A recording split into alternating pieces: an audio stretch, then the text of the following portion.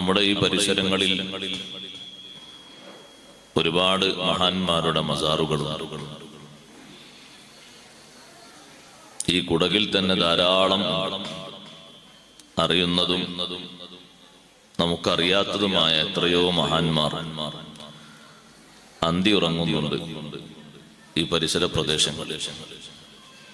നമ്മുടെ ഈ സംസ്ഥാനത്ത് നോക്കിയാൽ ഒരുപാട് മഹാന്മാരുണ്ട്, എത്രയോ പഴക്കമുള്ള, നമുക്ക് പേരും ഊരും ഒന്നും അറിയില്ലെങ്കിലും അവർ കാരണമായി ജനങ്ങൾക്ക് അല്ലാഹു നൽകുന്ന സമാധാനവും ആവശ്യ പൂർത്തീകരണവും ഒക്കെ മനസ്സിലാക്കി ആയിരക്കണക്കിന് ആളുകൾ അനുദിനം അവരുടെ സന്നിധാനങ്ങളിലേക്ക് ഒഴുകിക്കൊണ്ടിരിക്കുകയാണ്. അവരുടെ സമീപത്ത് വന്ന് അല്ലാഹുവിനോട് അവരെ തവസ്സുലാക്കി ദുആ ചെയ്തു, അവരോട് ഇസ്തിഗാസ നടത്തിയും കാര്യങ്ങൾ സാധിച്ചെടുക്കുന്ന ഒരുപാട് ആളുകളുണ്ട്. മുസ്ലിങ്ങൾ മാത്രമല്ല, അമുസ്ലിങ്ങളടക്കം. ലോകത്തിന് ശമനം, അതുപോലെ തന്നെ സാമ്പത്തിക പരാധീനത നീക്കി അനുയോജ്യമായ രീതിയിലുള്ള സാമ്പത്തിക പുരോഗതി, കുടുംബ വിശാലത, സന്താനലബ്ധി, ബുദ്ധിവർദ്ധനവ് തുടങ്ങി ധാരാളം വിഷയങ്ങൾ ചോദിക്കുകയും ലഭിക്കുകയും ചെയ്തുകൊണ്ടിരിക്കുന്നു. മഹാന്മാർക്കുള്ള ഏറ്റവും വലിയ മഹത്വം, എല്ലാ മഹാന്മാർക്കുമുള്ള ഏറ്റവും വലിയ മഹത്വം അവരുടെ ജീവിതത്തിന്റെ പരിശുദ്ധിയാണ്. നമ്മൾ അവരിൽ നിന്ന് പിൻപറ്റേണ്ട ഏറ്റവും വലിയ വിഷയം അതാണ്. നമ്മുടെ ജീവിതം പരിശുദ്ധമാകണമെങ്കിൽ പ്രധാനമായും നമ്മുടെ സ്വഭാവം നന്നാകണം. സ്വഭാവം നന്നാകാതെ ജീവിതത്തിന് വിശുദ്ധി നൽകപ്പെടില്ല. ഒരു മുഅ്മിനായ മനുഷ്യന്റെ, ഒരു മുസ്ലിമായ മനുഷ്യന്റെ ഏറ്റവും വലിയ സൗന്ദര്യം അവന്റെ ഏറ്റവും നല്ല സ്വഭാവമാണ്. ഏറ്റവും നല്ല സ്വഭാവം കാണിക്കുന്ന ആളുകളോടാണ് അല്ലാഹു സുബ്ഹാനഹു വ തആലക്ക് ഏറ്റവും വലിയ ഇഷ്ടം. ഏറ്റവും നല്ല സ്വഭാവമുള്ള ആള് എല്ലാവരെയും ഉൾക്കൊള്ളാൻ കഴിവുള്ള ആളായിരിക്കും. മനുഷ്യരെ മാത്രമല്ല, ജീവജാലങ്ങളെപ്പോലും ഉൾക്കൊള്ളാനുള്ള വിശാല മനസ്കത അവർക്കുണ്ടാകും. ഒരൊറ്റ ജീവിയെയും അവർ മാനം കെടുത്തി സംസാരിക്കുകയില്ല. അമ്പിയാക്കളിൽ വലിയൊരു നബിയാണല്ലോ കലീമുല്ലാഹി മൂസ അലൈഹിസ്സലാം. മൂസാ നബി അലൈഹിസ്സലാമിനെ ഞാനൊന്ന് ഉദാഹരിക്കട്ടെ. മഹാനവറുകളോടൊപ്പം ഒരു സംഘം ആളുകൾ ഒരു ഭാഗത്തുകൂടെ യാത്ര ചെയ്തുകൊണ്ടിരിക്കുമ്പോ ഒരു നായയെ കണ്ടു. അവര്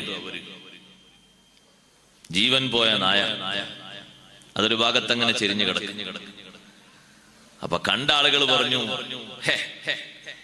ചത്ത നായ. നമ്മളെന്താ പറയാ, നായ ചത്തു കിടക്കേണ്ട സ്ഥലം എന്നൊക്കെ അവര് പറഞ്ഞു. മൂസാ നബി അലൈഹി സ്വലാത്തു വസ്സലാമിന്റെ സ്വഭാവം നോക്ക് നിങ്ങൾ. മഹാനവറുകൾ ആ നായ നോക്കിയിട്ട് പറഞ്ഞു, അതിന്റെ പല്ലിന് നല്ല വെളുപ്പുണ്ടല്ലേ, അതിന്റെ പല്ലിന് നല്ല വെളുപ്പുണ്ടല്ലോ, നല്ല വെണ്മയുണ്ടല്ലോ, പല്ല് കാണാൻ എന്തൊരു ഭംഗി, ഒരു കറയും ആ പല്ലിനില്ല. സഹോദരങ്ങളെ ഒന്ന് ആലോചിച്ചു നോക്കി. അള്ളാഹുവിന്റെ ഒരു സൃഷ്ടിയാണ് ആ നായ. നമ്മളും അള്ളാഹുവിന്റെ സൃഷ്ടിയല്ലേ, നായയും അള്ളാഹുവിന്റെ സൃഷ്ടിയാണ്. ആ നായ ചത്ത് കിടക്കുകയാണ്, ഇനി അതിനെ കുഴിച്ചു മൂടണം. ആ നായക്ക് എതിരായ ഒരു വർത്തമാനമല്ല മഹാനവറുകൾ പറഞ്ഞത്. അതിലും ഒരു ഗുണമാണ്. ഒരു പൂച്ച നമ്മുടെ മുന്നിലൂടെ പോകുമ്പോഴേക്ക് പൂച്ചയെ കാലുകൊണ്ട് തട്ടും ചില ആളുകൾ. പൂച്ചയെ കാലുകൊണ്ട് തട്ടാൻ പാടില്ല, മോശപ്പെട്ട സ്വഭാവം. നമ്മളിരിക്കുന്ന നമ്മളൊരാളെ കാലുകൊണ്ട് തട്ടിയാൽ എങ്ങനെ ഉണ്ടാകും? ചിലപ്പോ അതിന് വേറെ എന്തെങ്കിലും കേസൊക്കെ വരും. പേരൊന്നും ഞാൻ പറയുന്നില്ല, അല്ലേ?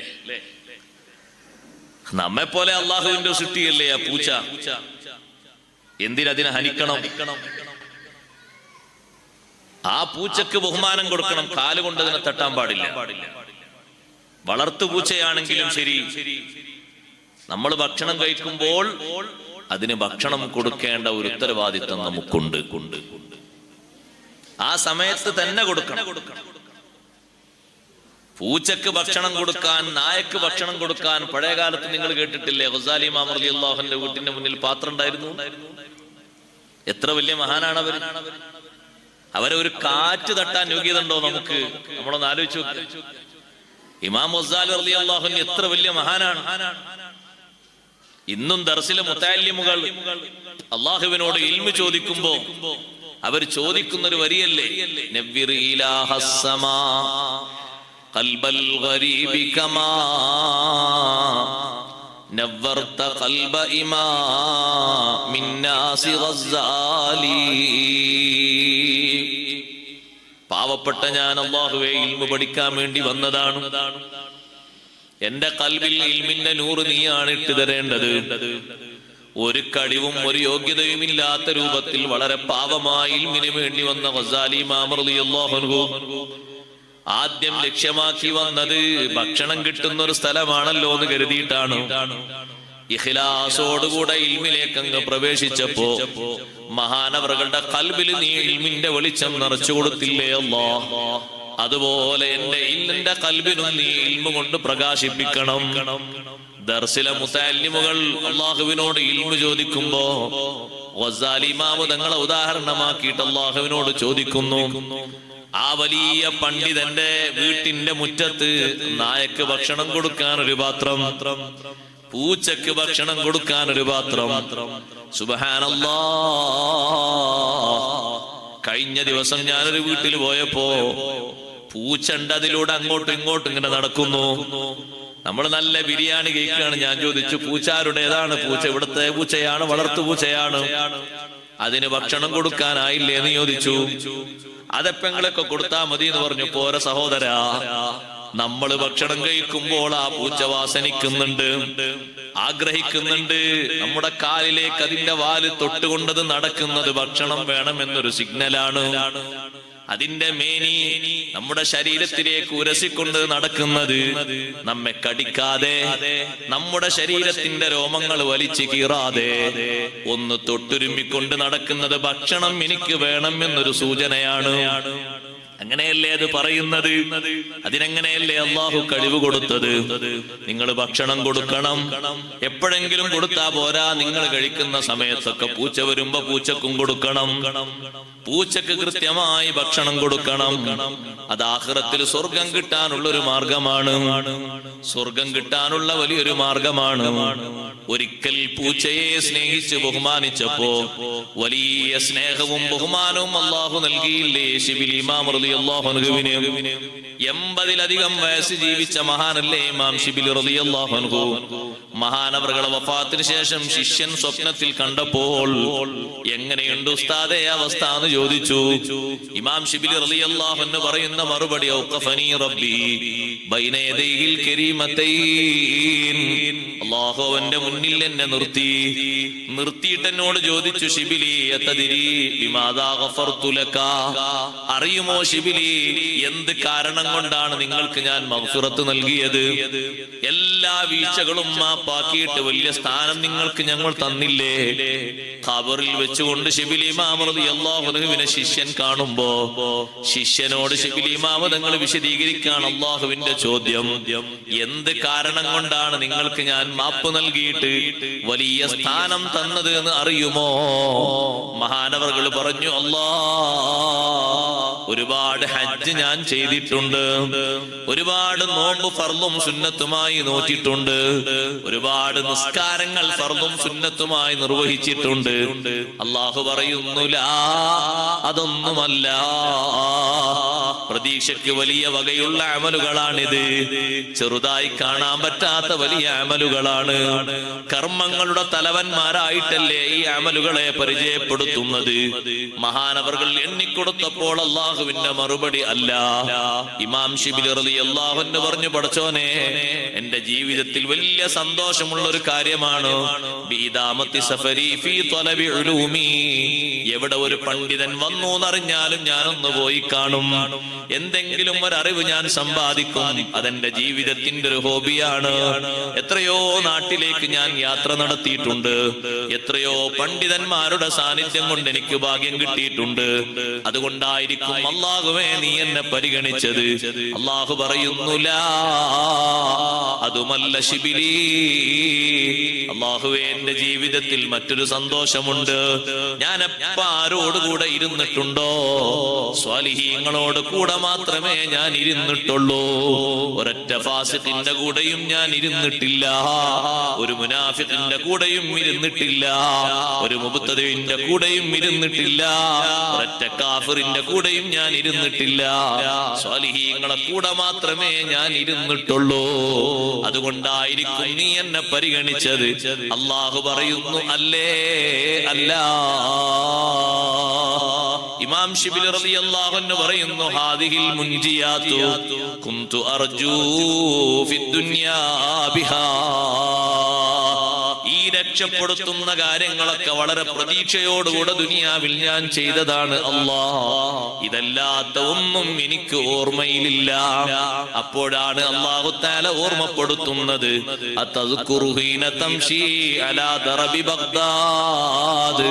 നിങ്ങൾ ബഗ്ദാദിലേക്ക് പഠിക്കാൻ പോയപ്പോ ബഗ്ദാദിന്റെ ഒരു ചെറിയ വഴിയിലൂടെ നിങ്ങൾ നടന്നു പോയത് ഓർക്കുന്നുണ്ടോ ശിബിലി? ഒരു ചെറിയ പൂച്ചക്കുട്ടിയെ കണ്ടത് ഓർമ്മയുണ്ടോ? അത് തണുത്ത് വിറച്ചിട്ട് ആ പൂച്ചക്കുട്ടി തണുപ്പ് കൊണ്ട് അതിന്റെ ശരീരം ശുഷ്കിച്ചിട്ടുണ്ട്. എന്തെങ്കിലും ഒരു മറ കിട്ടാൻ വേണ്ടി ഒരു ചുമരിലേക്ക് അതങ്ങനെ വലിഞ്ഞുകൂടുന്നത് നിങ്ങൾ കണ്ടപ്പോ നിങ്ങളുടെ വസ്ത്രത്തിന്റെ ഒരു ഭാഗം കീറിയിട്ട് അതിനെ പുതപ്പിച്ചത് ഓർമ്മയുണ്ടോ? ഇമാം ശിബിലി റളിയല്ലാഹു അൻഹു പറയുന്നു, എന്റെ ജീവിതത്തിൽ ഒരിക്കൽ സംഭവിച്ച ഒരു സംഭവമാണത്. അല്ലാഹു ഓർമ്മപ്പെടുത്തുമ്പോഴാണ് ഞാനത് ഓർത്തെടുക്കുന്നത്. റബ്ബ് തആല പറയുന്നു, ബിറഹ്മതിക ലിതിൽകൽ ഹിർറതി റഹിംതുക. ആ പൂച്ചക്ക് അന്ന് കാണിച്ച ഒരു ദയാവായ്പില്ലേ, ഒരു കാരുണ്യമില്ലേ, ഒരു സ്നേഹമില്ലേ? അതുകൊണ്ടാണ് നിങ്ങളെ ഞാൻ പരിഗണിച്ചത്. വലിയ സ്ഥാനം ബർസഖിയ ലോകത്ത് നിങ്ങൾക്ക് നൽകിയത്. ഇത് അവലംബമാക്കി, ഇത് മാധ്യമമാക്കി, ഇത് മുന്നിൽ നിർത്തിയിട്ട് നിങ്ങളെ നിസ്കാരവും നിങ്ങളെ നോമ്പും നിങ്ങളെ ഹജ്ജും നിങ്ങളെ എല്ലാ അമലുകളും അതിന്റെ പിന്നിലായി ഓരോന്നും സ്വീകരിച്ചു. ഒരൊറ്റ പൂച്ച. ആ പൂച്ചയെ കൊണ്ട് ഇമാം ശിബിലി റളിയല്ലാഹു അൻഹു കിട്ടിയ ദറജ നോക്ക് നിങ്ങൾ. പൂച്ചയെ കാലുകൊണ്ട് തട്ടരുത്. അത് അതിനോട് ചെയ്യുന്നത് ഒരു അപമര്യാദയാണ്. അള്ളാഹുവിന്റെ ഒരു സൃഷ്ടിയാണ്. നേർക്ക് നേരെ അതിനെ പോറ്റിയാൽ സ്വർഗം ലഭിക്കാൻ കാരണമാകുന്ന ഒരു സൃഷ്ടി. നായയെ ചീത്ത പറയാൻ പാടില്ല. മോശപ്പെടുത്തുന്ന രൂപത്തിൽ പോലും നായയെ പറയാൻ പാടില്ല. സുബ്കി ഇമാം റളിയല്ലാഹു അൻഹു വീട്ടിലേക്ക് വരുമ്പോഴല്ലേ സഹോദരങ്ങളെ, താജുദ്ദീൻ സുബ്കി റളിയല്ലാഹു അൻഹു വീട്ടിലേക്ക് വരുമ്പോഴല്ലേ മകൻ അപ്പുറത്തെന്ന് പറയുന്നത്. എന്താ മകന്റെ വർത്തമാനം? ഒരു നായ മുന്നിലൂടെ പോയപ്പോ നായന്റെ മോൻ നായയെന്ന് വിളിച്ചു. നായന്റെ മോൻ നായയെന്ന് വിളിച്ചപ്പോ മോനെ അങ്ങനെ വിളിക്കാൻ പറ്റൂല എന്ന് പറഞ്ഞു വാപ്പ. മോൻ വിളിച്ചപ്പോ വാപ്പ പറഞ്ഞു അങ്ങനെ വിളിക്കാൻ പറ്റൂല. അപ്പൊ മോൻ ചോദിച്ചു, വാപ്പ അലൈസ കൽബിനെ കൽബിൻ, ഞാൻ വിളിച്ച വല്ല തെറ്റുണ്ടോ? അതൊരു നായന്റെ മോൻ നായൻ തന്നെ, ഒരു നായന്റെ മോൻ നായ തന്നെയല്ലേ അത്. പക്ഷേ മോനെ, നിന്റെ ആ സംസാരത്തിന്റെ ശൈലി അത് നിസ്സാരമാക്കുന്ന ശൈലിയാണ്. നിസ്സാരമാക്കാൻ അത്രയും മതി. നായെപ്പോലും നിസ്സാരപ്പെടുത്തരുത്. ഒരൊറ്റ സൃഷ്ടിയെയും നിസ്സാരപ്പെടുത്തരുത്. അതുകൊണ്ടാണ് ഫുളൈൽ ഇബ്നു ഇയാദ് റളിയല്ലാഹു അൻഹു പറഞ്ഞു, ലൗ അഹ്സൻതും ഫീ കുല്ലി ഷൈ, എല്ലാ കാര്യങ്ങളിലും നിങ്ങൾ ഗുണം ചെയ്തു, ഒരൊറ്റ കോഴിയുടെ വിഷയത്തിൽ മാത്രം നിങ്ങൾ ഗുണം ചെയ്തില്ല. ലം യുക്തബു മിനൽ മുഹ്സിനീൻ, നിന്നെ നന്മ ചെയ്തവരിൽ എഴുതപ്പെടൂല. എന്റെ വാക്കല്ല, ഫുളൈൽ ഇബ്നു ഇയാദ് റളിയല്ലാഹു അൻഹുവിന്റെ വാക്കാണ്. ഇന്നല്ലാഹ കതബൽ ഇഹ്സാന ഫീ കുല്ലി ഷൈ, എല്ലാ വസ്തുക്കളിലും ഗുണം ചെയ്യണം, എല്ലാ ചരാചരങ്ങൾക്കും നന്മ ചെയ്യണം, ഒന്നിനെയും മോശാക്കാൻ പാടില്ല, ഒന്നിനെയും കേടാക്കാൻ പാടില്ല. അതുകൊണ്ടല്ലേ അറക്കുന്ന ആളോട് പറഞ്ഞത്, ഒരു അറവ് നടത്തുന്ന ആള് അറവ് നടത്തുമ്പോ ഫഹ്സിനു സിബ്ഹഹു, അതിന്റെ അറവ് നിങ്ങൾ നന്നാക്കണം. മൂർച്ചയില്ലാത്ത കത്തി കൊണ്ട് അറുക്കുമ്പോ അറുക്കപ്പെടുന്ന മൃഗത്തിന് അത് ഇടങ്ങേറാണ്. പെട്ടെന്ന് അതിന്റെ റൂഹ് പോകണം, നല്ല മൂർച്ച വേണം. ആ മൃഗത്തിന്റെ മുന്നിൽ വെച്ചുകൊണ്ട് കത്തി മൂർച്ച കൂട്ടാൻ പാടില്ല, അതതിനെ ഭീതിപ്പെടുത്തലാണ്. ഒരു മൃഗത്തെ കാണിച്ചുകൊണ്ട് മറ്റൊരു മൃഗത്തെ അറുക്കാൻ പാടില്ല, അതും ബുദ്ധിമുട്ടാണ്. നിങ്ങൾ അറുക്കുകയാണെങ്കിൽ അറവ് നന്നാക്കണം. ഏതെങ്കിലും ഒന്നിനെ കൊല്ലുകയാണെങ്കിൽ നല്ല രൂപത്തിൽ കൊല്ലണം. പല്ലിനെ കൊല്ലൽ സുന്നത്താണ്, പക്ഷെ നല്ല രൂപത്തിൽ കൊല്ലണം, കുത്തി ചതക്കാൻ പാടില്ല. അത് മരണപ്പെട്ട് കഴിഞ്ഞത് ചത്തു കഴിഞ്ഞു എന്ന് കണ്ടാ പിന്നെ അതിനെ കൊണ്ടുപോയി ഒഴിവാക്കണം. അതിനെ പിന്നെയും പിന്നെയും പഞ്ഞിക്കിട്ട് റെഡിയാക്കി ആകങ്ങോട്ട് ചിന്നി പിന്നാക്കാൻ പാടില്ല. കൊല്ലൽ ഹലാലായ ചില ജീവികളുണ്ടല്ലോ, അതിനെ കൊല്ലുമ്പോൾ തന്നെ നല്ല വിധത്തിൽ കൊല്ലണം. അഷ്റഫുൽ ഖൽഖ് റസൂലുള്ളാഹി സ്വല്ലല്ലാഹു അലൈഹി വസല്ലം തങ്ങൾ പാതിരാത്രിയിൽ തങ്ങൾ വീടിന്റെ പുറത്ത് രണ്ടാളുകൾ നടക്കുന്ന നിഴല് കണ്ടപ്പോ തങ്ങൾ പുറത്തിറങ്ങിയപ്പോ നോക്കുന്ന സമയത്ത് ഒന്ന് അബൂബക്കർ റളിയല്ലാഹു അൻഹു ആണ്, മറ്റൊന്ന് ഉമർ റളിയല്ലാഹു അൻഹു ആണ്. എന്താ ഈ നേരത്ത് എന്ന് ചോദിച്ചു. ഉമർ റളിയല്ലാഹു അൻഹു പറഞ്ഞു, അബൂബക്കർ റളിയല്ലാഹു അൻഹു ആണ് ആദ്യം വന്നത്, അതുകൊണ്ട് കാര്യം അബൂബക്കർ റളിയല്ലാഹു അൻഹു പറയട്ടെ. അബൂബക്കർ സിദ്ദീഖ് റളിയല്ലാഹു അൻഹു പറഞ്ഞു, ഞങ്ങൾ രണ്ടുപേരുടെയും മുറാദ് ഒന്നാണ്, അതുകൊണ്ട് ഉമർ റളിയല്ലാഹു അൻഹു പറയട്ടെ. ആരും വിഷയം പറയുന്നില്ല. അവസാനം ഉമർ റളിയല്ലാഹു അൻഹു പറഞ്ഞു, പറയാനൊരു മടി, അൽ ജൂഉ യാ റസൂലല്ലാഹ്, വിശപ്പ് കൊണ്ട് പുറത്തിറങ്ങിയതാണ് നബിയേ. നമ്മൾ എത്ര അനുഗ്രഹീതരാണ് സഹോദരങ്ങളെ. ലോകത്തെ ഏറ്റവും വലിയ ഔലിയാക്കളിൽ രണ്ട് മഹാന്മാർ നട്ടപ്പാതിര നേരത്ത് വീട് വിട്ട് പുറത്തിറങ്ങിയിട്ട് ഹുജ്റത്തു ശരീഫയുടെ ചുറ്റും ഇങ്ങനെ നടക്കുന്നത് കണ്ടപ്പോ നബി സല്ലല്ലാഹു അലൈഹി വസല്ലം വീട്ടിൽ നിന്ന് പുറത്തിറങ്ങിയിട്ട് കാരണം ചോദിക്കുമ്പോ പറയാൻ രണ്ടുപേർക്കും മടിയാണ്. ഉമർ റളിയല്ലാഹു അൻഹു പറഞ്ഞു, വിശപ്പാണ് നബിയെ ഞങ്ങളെ പുറത്തിറക്കിയത്. അബൂബക്കർ റളിയല്ലാഹു അൻഹു ചോദിച്ചു, ഞങ്ങൾ രണ്ടുപേരും പുറത്തു വന്ന കാരണം ഞങ്ങൾ പറഞ്ഞല്ലോ, തങ്ങൾ എന്തിനാ നബിയെ പുറത്തിറങ്ങിയത്?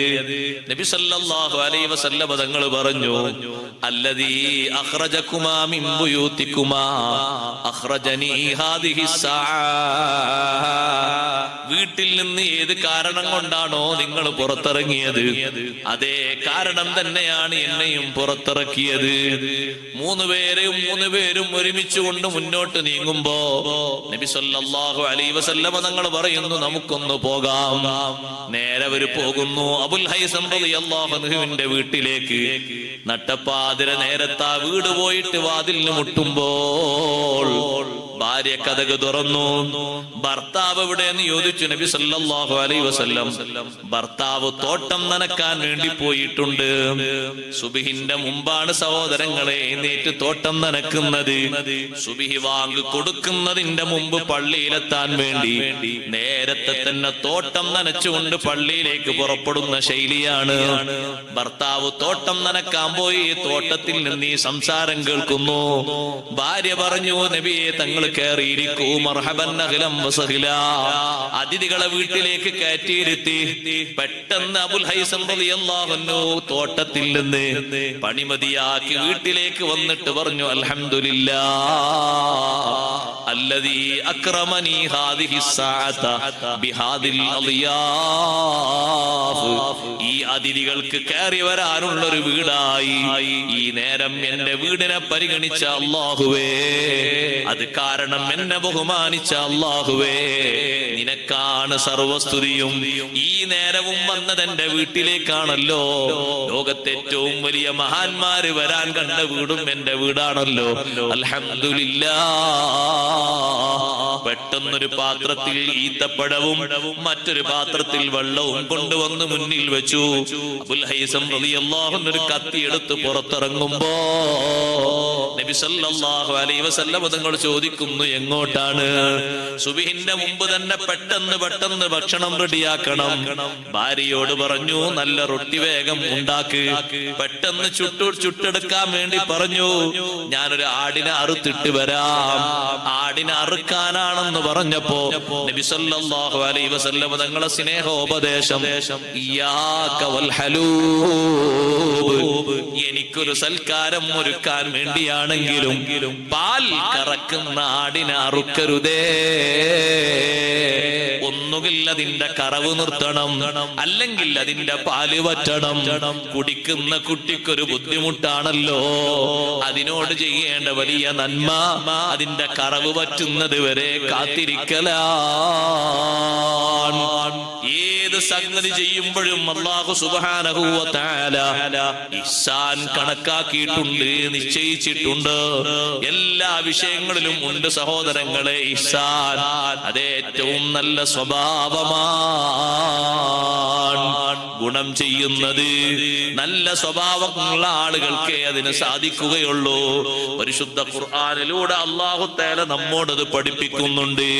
അഷ്റഫുൽ ഖൽഖ് സല്ലല്ലാഹു അലൈഹി വസല്ലം തങ്ങൾക്ക് സുബ്ഹിന്റെ മുമ്പ് തന്നെ നല്ല ആട്ടിറച്ചിയും പത്തിരിയും റെഡിയാക്കി, റൊട്ടിയും റെഡിയാക്കി മുന്നിൽ വെച്ചു കൊടുത്തപ്പോ 3 പേരും അതിൽ നിന്ന് ഭക്ഷണം കഴിച്ച് നല്ല റാഹത്തോടെ വീട് വിട്ട് ഇറങ്ങിപ്പോകുന്നു.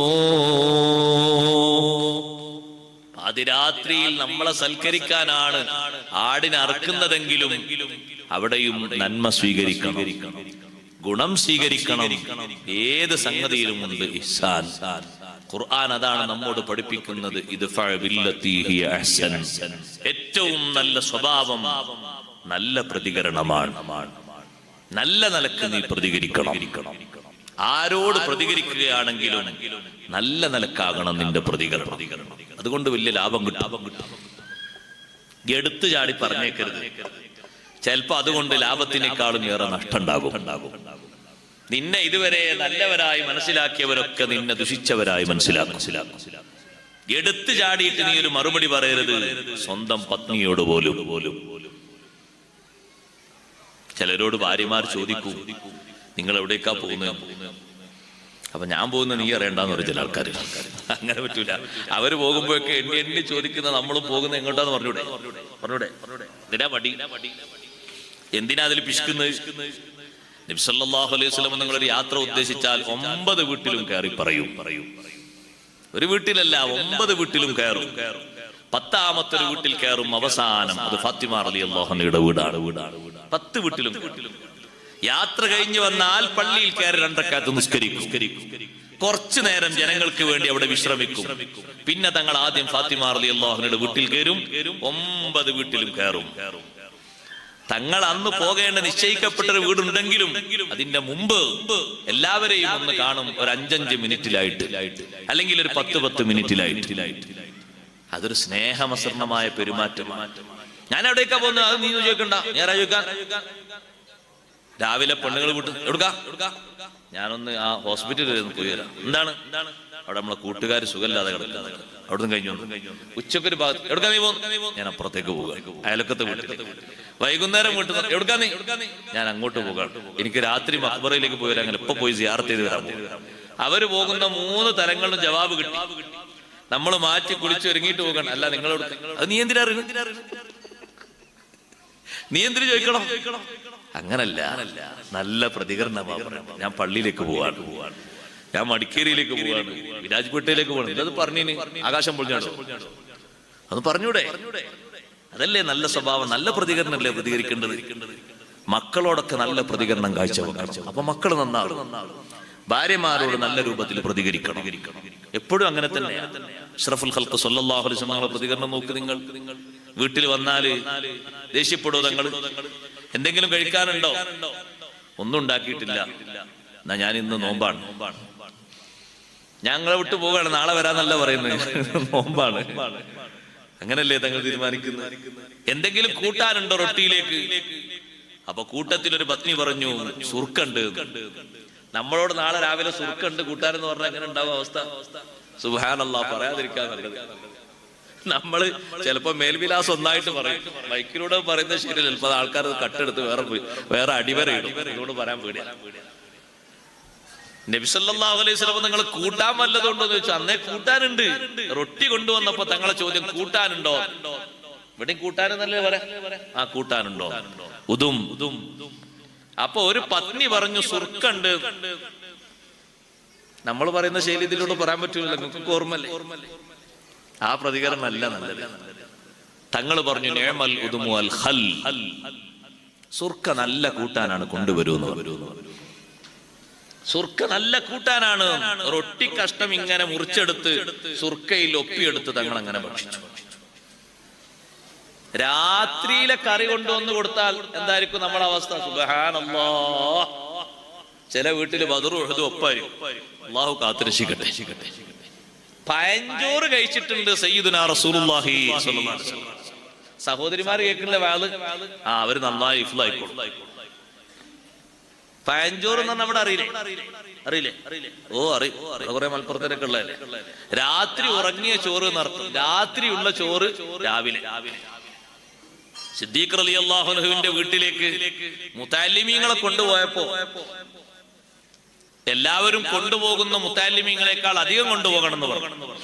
ചില വീട്ടിലേക്കൊക്കെ 4 മുതഅല്ലിമീങ്ങളാണ് രാത്രി ഭക്ഷണം, ചില വീട്ടിലേക്ക് 2, ചില വീടുകളിലേക്ക് 3. മാഷാ അല്ലാഹ്, ദർസ് അല്ലാഹു നിലനിർത്തി തരട്ടെ. ദർസൊക്കെ നല്ലോണം വലുതാക്കണം. എല്ലാവരും മുതഅല്ലിമീക ഭക്ഷണം ഭക്ഷണം കൊടുക്കണം, നല്ലതാ. അതൊക്കെ തന്നെ ദീന്റെ ഖിദ്മത്ത് എന്ന് പറഞ്ഞാൽ പിന്നെ എന്താ ഖിദ്മത്ത് ചെയ്യാൻ? അവിടെ ഭക്ഷണം കൊടുക്കണം. ഞാനൊക്കെ ഓതി പഠിക്കുന്ന സമയത്ത് കാന്തപുരത്തുനിന്ന് ചെറിയ പിസ്താദിന്റെ കീഴിൽ അള്ളാഹു കൊടുത്തേക്ക് ദർജയേറ്റി കൊടുക്കട്ടെ. എനിക്ക് ഭക്ഷണം തന്നിരുന്ന ആയിഷ ഹജ്ജുമ്മ ബഹുമാനപ്പെട്ട സുൽത്താനുലുമയുടെ പെങ്ങളാണ്. ഉമ്മയും വഫാത്തായി പോയി, അള്ളാഹു ദർജയേറ്റി കൊടുക്കട്ടെ. 50 കൊല്ലം മുതഅല്ലിമീങ്ങൾക്ക് ഭക്ഷണം കൊടുത്ത ഉമ്മയാണ്. ചെറിയ ഗ്രേഡൊന്നല്ല അത്, ആഗ്രഹല്ലേ, നമ്മളും കൊടുക്കണം. അതിനാണ് അള്ളാഹു ഈ കാശ് എന്ന് പറഞ്ഞ സാധനം തന്നിരിക്കുന്നത്. അല്ലാതെ ഇങ്ങനെ കെട്ടിവെച്ചിട്ട് ഞാനങ്ങനെ എന്റെ അടുത്ത് അത്ര ഉണ്ട്, ഞാൻ എത്ര ഉള്ളു ഉഷാറിലാണ്, അതുകൊണ്ടൊന്നും ഒരു കാര്യമില്ല. അത് ദീന്റെ ഖിദ്മത്തിനും ദുന്യാവിന്റെ ആവശ്യത്തിനും ചെലവഴിക്കാനുള്ളത്. നല്ല മാർഗങ്ങൾ ചെലവഴിക്കണം. അള്ളാഹു തആല തൗഫീഖ് തരട്ടെ. 50 കൊല്ലം മുതഅല്ലിമീങ്ങൾക്ക് ഭക്ഷണം കൊടുത്തു എന്ന് പറഞ്ഞാൽ ചെറിയൊരു സംഗതിയാ സഹോദരങ്ങളെ. ദീന്റെ വലിയ ഖിദ്മത്തല്ലേ. ഒരു വഫാത്തായപ്പോ നേരത്തെ അവരിൽ നിന്ന് ഭക്ഷണം കിട്ടിയ മുതഅല്ലിമീങ്ങളൊക്കെ വന്നിരുന്നു. എന്തൊരു സന്തോഷാണ്. അവരൊക്കെ ഖബറിന്റെ അടുത്ത് വന്നൊരു സലാം പറയുമ്പോ, ഒരു ഫാത്തിഹ ഓതി ദ്വാർക്കുമ്പോ, ആ ഉമ്മാക്ക് വേണ്ടി അവർ ഹദിയാക്കുമ്പോ എത്ര വലിയ സന്തോഷാണ് അവർക്ക്. അല്ലാഹു അവർക്ക് ദർജയേറ്റി കൊടുക്കട്ടെ. നിങ്ങൾ ആലോചിച്ച് നോക്കൂ, മുതഅല്ലിമീങ്ങളെ ഭക്ഷണത്തിന് കൊണ്ടുപോകുമ്പോ തങ്ങൾ പറഞ്ഞു കുറച്ച് അധികം മുതഅല്ലിമീങ്ങൾ വന്നിട്ടുണ്ട്, കൊണ്ടുപോകുന്നവർ അതിന്റെ ഇരട്ടി കൊണ്ടുപോകണം. നബി സല്ലല്ലാഹു അലൈഹി വസല്ലം തങ്ങളെ വീട്ടിലേക്കും 5 ആളുണ്ട്. തങ്ങൾ കൊണ്ടുപോയത് 10 പേരെയാണ്. സിദ്ദീഖ് റളിയല്ലാഹു അൻഹു ഒരു പതിവുണ്ട്, നേരത്തെയുള്ള പതിവാണ്. മദീനയിൽ തുടങ്ങിയ പതിവല്ല, മക്കയിൽ വെച്ച് തന്നെ ആ പതിവുണ്ട്. മഹബത്തിന്റെ ഭാഗമായിട്ടുള്ളൊരു പതിവാണ്. എല്ലാ ദിവസവും നബി സല്ലല്ലാഹു അലൈഹി വസല്ലം ഒരു സമയം ഇങ്ങോട്ട് വരും, മറ്റൊരു സമയം സിദ്ദീഖ് റളിയല്ലാഹു അൻഹു അങ്ങോട്ടും ചെല്ലും. സിദ്ദീഖ് റളിയല്ലാഹു അൻഹു സാധാരണ ചെല്ലുന്നത് ഇശാഇന്റെ ശേഷമാണ്. ഇശാഇന്റെ ശേഷം നബി സല്ലല്ലാഹു അലൈഹി വസല്ലം തങ്ങളുടെ കൂടെ ഒരു അല്പനേരം നല്ലവണ്ണം വർത്തമാനം പറയും. എന്നിട്ട് സലാം പറഞ്ഞ് തങ്ങൾ എഴുന്നേൽക്കാൻ ഒരുങ്ങുമ്പോ പിരിഞ്ഞു പോരും. അത് ജീവിതത്തിന്റെ ഒരു പതിവായി ശീലിച്ച് മദീനയിൽ വന്നപ്പോഴും അത് തുടർന്നു. ഇശാ നിസ്കാരം കഴിഞ്ഞാൽ സ്വന്തം വീട്ടിലേക്ക് പോകുന്നതിന് പകരം മുത്തുനബി സല്ലല്ലാഹു അലൈഹി വസല്ലം തങ്ങളുടെ കൂടെ വീട്ടിലേക്ക് പോകും. ഒരല്പനേരം അവിടെ വെച്ച് 2 പേരും വർത്തമാനം പറയും. എന്തെങ്കിലും ചെറിയ ഭക്ഷണം ഉണ്ടെങ്കിൽ കൂടെ ഭക്ഷിക്കാൻ കൂടും. എന്നിട്ട് തങ്ങൾ എഴുന്നേൽക്കുമ്പോ സലാം പറഞ്ഞ് മുസാഫഹത്ത് ചെയ്ത് തിരിച്ചു പോരും. അത് മഹബത്തിന്റെ ഭാഗമായി നേരത്തെയുള്ളൊരു ശീലമാണ്. ഇരിക്കട്ടെ, അബ്ദുറഹ്മാൻ റളിയല്ലാഹു അൻഹു എന്ന മകനെ വിളിച്ചിട്ട് അബൂബക്കർ റളിയല്ലാഹു അൻഹു പറഞ്ഞു, ഇതെന്റെ വീട്ടിലേക്കുള്ള അതിഥികളാണ്. ഇന്ന് പള്ളിയിൽ നിന്ന് പലർക്കും അതിഥികളെ കൂടുതൽ കിട്ടിയിട്ടുണ്ട്, മുതഅല്ലിമുകളാണ്. അവരെ കൊണ്ടുപോയി പെട്ടെന്ന് ഭക്ഷണം കൊടുത്തിട്ട് അവരെ തിരിച്ചേക്കണം. അബ്ദുറഹ്മാൻ റളിയല്ലാഹു അൻഹു വീട്ടിലെത്തിയിട്ട് ഉമ്മാനോട് പറഞ്ഞു, ഉമ്മ ഉപ്പ മുത്തുനബി തങ്ങളോടൊപ്പം പോയിട്ടുണ്ട്. ഉപ്പാനെ കാത്തിരിക്കണ്ട, പെട്ടെന്ന് ഭക്ഷണം കൊടുത്ത് ഇവരെ പറഞ്ഞേക്കാൻ പറഞ്ഞിട്ടുണ്ട്. ആ മഹദി പെട്ടെന്ന് ഭക്ഷണം റെഡിയാക്കി മേശപ്പുറത്ത് കൊണ്ടുവന്ന് വെച്ചപ്പോൾ അബ്ദുറഹ്മാൻ റളിയല്ലാഹു അൻഹു പറഞ്ഞു, പെട്ടെന്ന് നിങ്ങൾ ഭക്ഷണം കഴിച്ചോളൂ, നിങ്ങൾക്ക് നേരത്തെ ഭക്ഷണം തരാൻ വേണ്ടി പറഞ്ഞിട്ടുണ്ട്. അതിഥികളെ ഭക്ഷണം കൊടുപ്പിക്കുന്നത് നേരത്തെയാക്കുന്നതും വൈകിപ്പിക്കാതിരിക്കുന്നതും ആതിഥേയ മര്യാദയിൽപ്പെട്ടൊരു പ്രധാനപ്പെട്ട കാര്യമാണ്. 5 വിഷയം ഖുർആനി എണ്ണി പറഞ്ഞതിൽ ഒന്ന്, ഖലീലുല്ലാഹി ഇബ്രാഹിം നബി അലൈഹിസ്സലാമിന്റെ വീട്ടിൽ അതിഥികൾ വന്നപ്പോൾ ഫറാഗ ഇലാ അഹ്ലിഹി ഫജാഅ ബിജിലിൻ സമീൻ, പെട്ടെന്ന് സാറ ബീവിയോട് പോയിട്ട് നല്ലൊരു കാളക്കുട്ടിയെ എടുത്തിട്ട് ചുട്ട് വേവിച്ച് ചുട്ട രൂപത്തിലൊരു കാളക്കുട്ടിയെ പെട്ടെന്നാണ് ഇബ്രാഹിം നബി അലൈഹിസ്സലാം അതിഥികളെ മുന്നിൽ കൊണ്ടുവന്ന് വെച്ചു കൊടുത്തത്. നേരം വൈകിപ്പിക്കാതിരിക്കുന്നത് ഒരു മര്യാദയാണ്. അത് കല്യാണത്തിലേക്ക് ആളുകൾ വന്നാലും സൽക്കാരത്തിലേക്ക് വന്നാലും മൗലിദിന് വന്നാലും പെട്ടെന്ന് ഭക്ഷണം കൊടുക്കുന്നത് മര്യാദകളിൽ ഒന്നാണ്. ഇരിക്കട്ടെ, പെട്ടെന്ന് ഭക്ഷണം തരാൻ വേണ്ടി പറഞ്ഞിട്ടുണ്ട്. അതിഥികൾ പറഞ്ഞു, ഞങ്ങൾ ഈ വീട്ടിലേക്കാണെന്ന് പറഞ്ഞപ്പോ ഞങ്ങളെ മനസ്സിലൊക്കെ ഒരാഗ്രഹം വീട്ടുകാരനോടൊപ്പം ഭക്ഷണം കഴിക്കാനാണ്. അതുകൊണ്ട് വീട്ടുകാരൻ വരട്ടെ. അബ്ദുറഹ്മാൻ റളിയല്ലാഹു അൻഹു പലപ്പോഴും പറഞ്ഞു, അല്ല നിങ്ങളൊന്ന് ഭക്ഷണം കഴിക്കണം. ബാപ്പ വന്നാ നേരെ ചീത്ത കേൾക്കേണ്ടി വരും. ഞാൻ ഭക്ഷണം തന്നില്ല, നേരം വൈകിപ്പിച്ചു എന്നേ ഉപ്പ പറയുള്ളൂ. അതുകൊണ്ട് നിങ്ങൾ ഭക്ഷണം കഴിച്ചു, പിന്നെയും ഭക്ഷണം കഴിക്കാലോ. നിങ്ങൾ അല്ല, ഞങ്ങൾ സിദ്ദീഖ് റളിയല്ലാഹുവിന്റെ കൂടെ കഴിക്കാനാണ് ആഗ്രഹിക്കുന്നത്. അവരവിടെ ഇരുന്നു. ഏകദേശം ഉപ്പ വരാൻ നേരം കണ്ട് അബ്ദുറഹ്മാൻ റളിയല്ലാഹു അൻഹു മാറി നിന്നു. അബൂബക്കർ റളിയല്ലാഹു അൻഹു വീട്ടിലെത്തിയിട്ട്, അല്ല നിങ്ങൾ ഭക്ഷണം കഴിച്ചില്ലേ? ഇല്ല, ഞങ്ങള് നിങ്ങളെ കാത്തിരിക്കുക, എന്നെ കാത്തിരിക്കുക, നിങ്ങൾക്ക് നേരത്തെ ഭക്ഷണം തരാനല്ലേ പറഞ്ഞു. അബ്ദുറഹ്മാൻ എവിടെ? അബ്ദുറഹ്മാനെ വിളിച്ചു, മറുപടിയില്ല. ഒരു ഭാഗത്ത് മാറി നിൽക്കാണ്. അബ്ദുറഹ്മാനെ, എന്റെ ശബ്ദം നീ കേൾക്കുന്നുണ്ട് എന്ന് എനിക്കറിയാം, നീ ഇങ്ങോട്ട് വാ, ബാക്കി ഞാൻ പിന്നെ പറഞ്ഞുതരാം. ആ ഹദീസ് വിശദീകരിച്ചുകൊണ്ട് ബഹുമാനപ്പെട്ട ഇബ്നു ഹജർ റളിയല്ലാഹു അൻഹു പറയുന്നുണ്ട്, തന്റെ കാരണത്താൽ അല്ലാതെ ചീത്ത കേൾക്കേണ്ടി വരുന്ന സന്ദർഭങ്ങളിൽ മാറി നിൽക്കുന്നത് നല്ലതാണ്. എന്നാ നേരിട്ട് ചീത്ത കേൾക്കേണ്ട ആവശ്യമില്ലല്ലോ, തന്റെ കാരണം കൊണ്ടല്ലല്ലോ ഈ ചീത്ത, താനല്ലല്ലോ അതിന് ഉത്തരവാദി. ചിലപ്പോ അങ്ങനെ ആയിരിക്കും, പ്രതി വേറെ ആൾക്കും കിട്ടുന്നത് നമുക്കായിരിക്കും. അപ്പൊ മാറി നിൽക്കുന്നതാ നല്ലത് ഇബ്നു ഹജർ റളിയല്ലാഹു അൻഹു ഹദീസ് വിശദീകരിച്ച് പറഞ്ഞിട്ടുണ്ട്. ഇരിക്കട്ടെ, അബ്ദുറഹ്മാൻ റളിയല്ലാഹു അൻഹു വന്നില്ല, ഒരു ഭാഗത്ത് അവിടെ ഇരുന്നു. സിദ്ദീഖ് റളിയല്ലാഹു അൻഹു കുറച്ച് ഇവര് ഭക്ഷണം കഴിക്കാത്തതുകൊണ്ടുള്ള ദേഷ്യത്തിൽ പറഞ്ഞു, എനിക്ക് ഭക്ഷണമൊന്നും വേണ്ട. അപ്പൊ അവര് പറഞ്ഞു, ഞങ്ങൾക്കും വേണ്ടാന്നോ, നിങ്ങൾക്ക് വേണ്ടെങ്കിൽ ഞങ്ങൾക്കും വേണ്ടാന്നോ. പടച്ചോനെ, വന്ന അതിഥികൾ ഭക്ഷണം കഴിക്കാതെ പോകുക അതിനേക്കാളും വലിയ മാനക്കേടല്ലേ. സിദ്ദീഖ് റളിയല്ലാഹു അൻഹു പറഞ്ഞു, പോട്ടെ, നേരത്തെ പറഞ്ഞ ശൈത്താന്റെ ഭാഗത്തു നിന്നാണ് അത് ഒഴിവാക്കി, ഇരിക്കൂ, നമുക്ക് ഭക്ഷണം കഴിക്കാം. കൈ കഴുകി അതിഥികളോടൊപ്പം അങ്ങനെ ഭക്ഷണം കഴിച്ചു. സുബ്ഹാനല്ലാഹ്, മാ അഖദ ലുഖ്മതൻ ഇല്ലാ റബാ മിൻ അസ്ഫലിഹാ അക്സറു മിൻഹാ. ഇമാം ബുഖാരി തങ്ങൾ ഉദ്ധരിക്കുന്ന ഹദീസിൽ കാണാം, ഒരു പിടി ഭക്ഷണം പാത്രത്തിൽ നിന്നെടുക്കുമ്പോ അതിനേക്കാൾ അധികം പാത്രത്തിൽ ഇങ്ങനെ കുമിഞ്ഞുകൂടുകയാണ്. ഒരു കോരി പാത്രത്തിൽ നിന്നെടുത്തോ 2 കോരി അവിടെ വരികയാണ്. ഒരൊറ്റ പിടി എടുക്കുമ്പോ 2 പിടി വർദ്ധിക്കുന്നു, 2 പിടി എടുക്കുമ്പോ 4 പിടി കൂടുതലായി വരുന്നു. ഭക്ഷണം ഇങ്ങനെ കുമിഞ്ഞുകൂടുകയാണ്. വലിയ അത്ഭുതത്തോടെ ഭക്ഷണത്തിലേക്ക് നോക്കിയിട്ട് സിദ്ദീഖ് തങ്ങൾ ഭാര്യയെ വിളിച്ചു, യാ ഉഖ്ത ബനി ഫിറാസ്, ഓ പെണ്ണേ, ഒന്നിങ്ങ് നോക്കിക്കോ, വന്ന് നോക്കിക്കോ, നേരത്തെ കൊണ്ടുവന്നു വെച്ച ഭക്ഷണം ഇത്രയുണ്ടോ? ഭാര്യ പറഞ്ഞു, ഭക്ഷണം അധികമായിട്ടുണ്ടല്ലോ, ഇത്ര ഭക്ഷണം ഞാൻ വിളമ്പി വെച്ചിട്ടില്ലല്ലോ. ഇവര് ഭക്ഷണം കഴിച്ചിട്ടും ഭക്ഷണം ബാക്കിയാണ്. ബറക്കത്താണ് സഹോദരങ്ങളെ. മുതഅല്ലിമുകൾക്ക് ഭക്ഷണം കൊടുക്കാൻ പിശുക്ക് കാണിക്കരുത്. ഉസ്താദുമാർക്ക് മാസത്തിൽ ഒരു ഭക്ഷണം കൊടുക്കാൻ പിശുക്ക് കാണിക്കരുത്. മാസത്തിലാ, വർഷത്തിലാ, 2.5 കൊല്ലത്തിൽ ഒന്നോ? സുബ്ഹാനല്ലാഹ്, അപ്പൊ ഒട്ടകം തന്നെ കൊണ്ടു കൊടുക്കേണ്ടി വരും.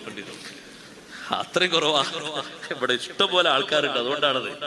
മഹല്ലത്തിൽ അള്ളാഹു ബർക്കത്ത് എഴുതി തരട്ടെ. എന്നാലും ഒരു ദിവസം കൊടുക്കുമ്പോ അത് കുറച്ചൊക്കെ മോശമാവില്ല, ഉഷാറാകും. അള്ളാഹു തആല ഖബൂൽ ചെയ്യുമാറാകട്ടെ. നല്ല നിയ്യത്തോടെ നല്ല ഭക്ഷണം കൊടുക്കുക. ഉസ്താദുമാർക്കല്ലേ ഭക്ഷണം കൊടുക്കുന്നത്? നിസ്കരിക്കുന്നവരും ഇമാമത്തിന് നേതൃത്വം കൊടുക്കുന്നവരും നമ്മളെ മക്കളെ പഠിപ്പിക്കുന്നവരും വലിയ ഖിദ്മത്തല്ലേ അവർ ചെയ്യുന്നത്. നല്ല നിയ്യത്തോടെ കൊടുക്കുക. അള്ളാഹു ഖബൂൽ ചെയ്യുമാറാകട്ടെ. ഭക്ഷണം ഇങ്ങനെ വർദ്ധിച്ചു. ഈ സമയത്ത് ഇപ്പൊ നബി സല്ലല്ലാഹു അലൈഹി വസല്ലം പോയിട്ട് ഇത് പറയാൻ ആഗ്രഹമുണ്ട്, പക്ഷെ രാത്രിയല്ലേ, തങ്ങൾ ഉറങ്ങിയിട്ടുണ്ടാവുമല്ലോ, ഇപ്പൊ പോകണ്ടെന്ന് വെച്ച് സുബൈക്ക് പോകാൻ കരുതി. ആ വർദ്ധിച്ച ഭക്ഷണം അവിടെ വെച്ചു. സുബഹി നിസ്കാരം കഴിഞ്ഞ ഉടനെ തന്നെ സിദ്ദീഖ് റളിയല്ലാഹു അൻഹു തങ്ങൾ റൂമിലേക്ക് പോകുമ്പോ ഈ വിവരം പറഞ്ഞു. മദീന പള്ളിയിൽ നിന്ന് സബക്ക് കഴിഞ്ഞ് ദർസ് കഴിഞ്ഞ് റൂമിലേക്ക് കയറുമ്പോ പറഞ്ഞു, അല്ലാഹുവിന്റെ റസൂലേ, ഇന്നലെ എന്റെ വീട്ടിൽ വന്ന അതിഥികൾ അവര് ഭക്ഷണം കഴിക്കാൻ വേണ്ടി ഇരുന്നപ്പോ ഒരു പിടി ഭക്ഷണം എടുക്കുമ്പോഴേക്ക് പാത്രത്തിൽ ഭക്ഷണം ഇങ്ങനെ വർദ്ധിച്ചു വരികയാണ്. നബി സല്ലല്ലാഹു അലൈഹി വസല്ലം തങ്ങൾ പറഞ്ഞത് ബറക്കത്തുള്ള ഭക്ഷണമാണ്. വല്ലതും നിങ്ങളെ വീട്ടിൽ ബാക്കിയുണ്ടോ? ഉണ്ടെങ്കിൽ അല്പം കൊണ്ടുവരൂ. ബറക്കത്തുള്ള ഭക്ഷണം ചോദിച്ച് വാങ്ങുന്നത് നല്ലതാണ്. ഇമാമിങ്ങൾ ഹദീസ് ഉദ്ധരിച്ചുകൊണ്ട് പറയുന്നു, ബറക്കത്തുള്ള ഭക്ഷണം ആരുടെയെങ്കിലും പക്കൽ സൂക്ഷിപ്പുണ്ടെങ്കിൽ അത് ചോദിച്ച് വാങ്ങുന്നത് നല്ലതാണ്. തലേ ദിവസം രാത്രിയിലുള്ള ഭക്ഷണമാണ് പിറ്റേന്ന് സുബ്ഹിക്ക് ശേഷം ഭക്ഷിക്കുന്നത്. സയ്യിദുനാ റസൂലുള്ളാഹി സ്വല്ലല്ലാഹു അലൈഹി വസല്ലം ഒരു രാത്രി ഉറങ്ങി എന്ന് കരുതിയിട്ട് ആ കറി ഉപയോഗിക്കാൻ പറ്റാത്ത രൂപത്തിലൊന്നും ആയിട്ടില്ല, ടേസ്റ്റ് ഒന്നും മാറിയിട്ടില്ലെങ്കിൽ അത് ചിന്തിക്കളയണ്ട, മറ്റൊരു ഭാഗത്തേക്ക് വേസ്റ്റാക്കി തള്ളണ്ട, ഭക്ഷണം ഒഴിച്ചു കളയണ്ട. നമ്മുടെ രാജ്യത്ത് മണ്ണ് തിന്ന് ജീവിക്കുന്നവരുണ്ടെന്നുള്ള വിഷയം മറക്കാതിരിക്കണേ. മണ്ണ് കുയച്ചുകൊണ്ട് തിന്നുന്ന ആളുകൾ ഇന്ത്യ രാജ്യത്ത് ജീവിക്കുന്നവരിലുണ്ട്. ഭക്ഷണം കിട്ടാതെ പാത്രങ്ങളുമായി ഹോട്ടലിന്റെ മുന്നിൽ നടക്കുന്നവര് ഇന്നും പലയിടത്തും കാണാം. സുബ്ഹാനല്ലാഹ്. രാത്രി ഉറങ്ങിയ ഭക്ഷണം എന്ന നിലക്ക്, രാത്രി ഉറങ്ങിയ കറിയാണ് എന്ന നിലക്ക് വേസ്റ്റായി തള്ളിയേക്കരുത്. രുചി മാറ്റമോ കേടാകുന്ന രൂപത്തിലോ ആയിട്ടില്ലെങ്കിൽ അത് ഭക്ഷിക്കുന്നത് നല്ലതാണ്.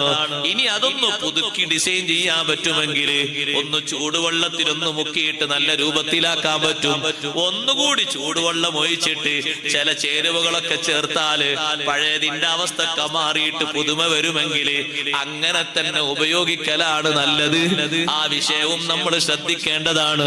അഷ്റഫുൽ ഖൽഖ് സ്വല്ലല്ലാഹു അലൈഹി വസല്ലം തങ്ങൾ ഏത് ഭക്ഷണത്തോടും തങ്ങൾ കാണിച്ച സ്വഭാവം, ഒരൊറ്റ ഭക്ഷണത്തെയും തങ്ങൾ കുറ്റം പറഞ്ഞിട്ടില്ല. ജീവിതത്തിൽ ഒരു ഭക്ഷണത്തെ പോലും തങ്ങൾ കുറ്റം പറഞ്ഞിട്ടില്ല. ഇനിഷ്തഹാഹു അകലഹു, തങ്ങൾക്ക് വേണമെന്ന് തോന്നിയാൽ താല്പര്യമുണ്ടെങ്കിൽ തങ്ങൾ ഭക്ഷിക്കും. വഇല്ലാ തറകഹു, അല്ലേ തങ്ങൾ ഉപേക്ഷിക്കും. നമ്മൾ എന്ത് ചെയ്യും? കൊണ്ടുവന്നത് ഒരു 350 കിലോന് 350 രൂപ ആദ്യമായിട്ട് കൊടുത്തിട്ട് ഒരു കിലോ മീൻ വാങ്ങി. ഇതുവരെ കൊണ്ടുവന്നൊക്കെ 100, 150, 50 ഒക്കെ. ഇപ്പൊ ഒരു 350 കുറച്ച് നല്ല മീൻ കണ്ടപ്പോ ഒരു കിലോ വാങ്ങി കൊണ്ടുവന്നു.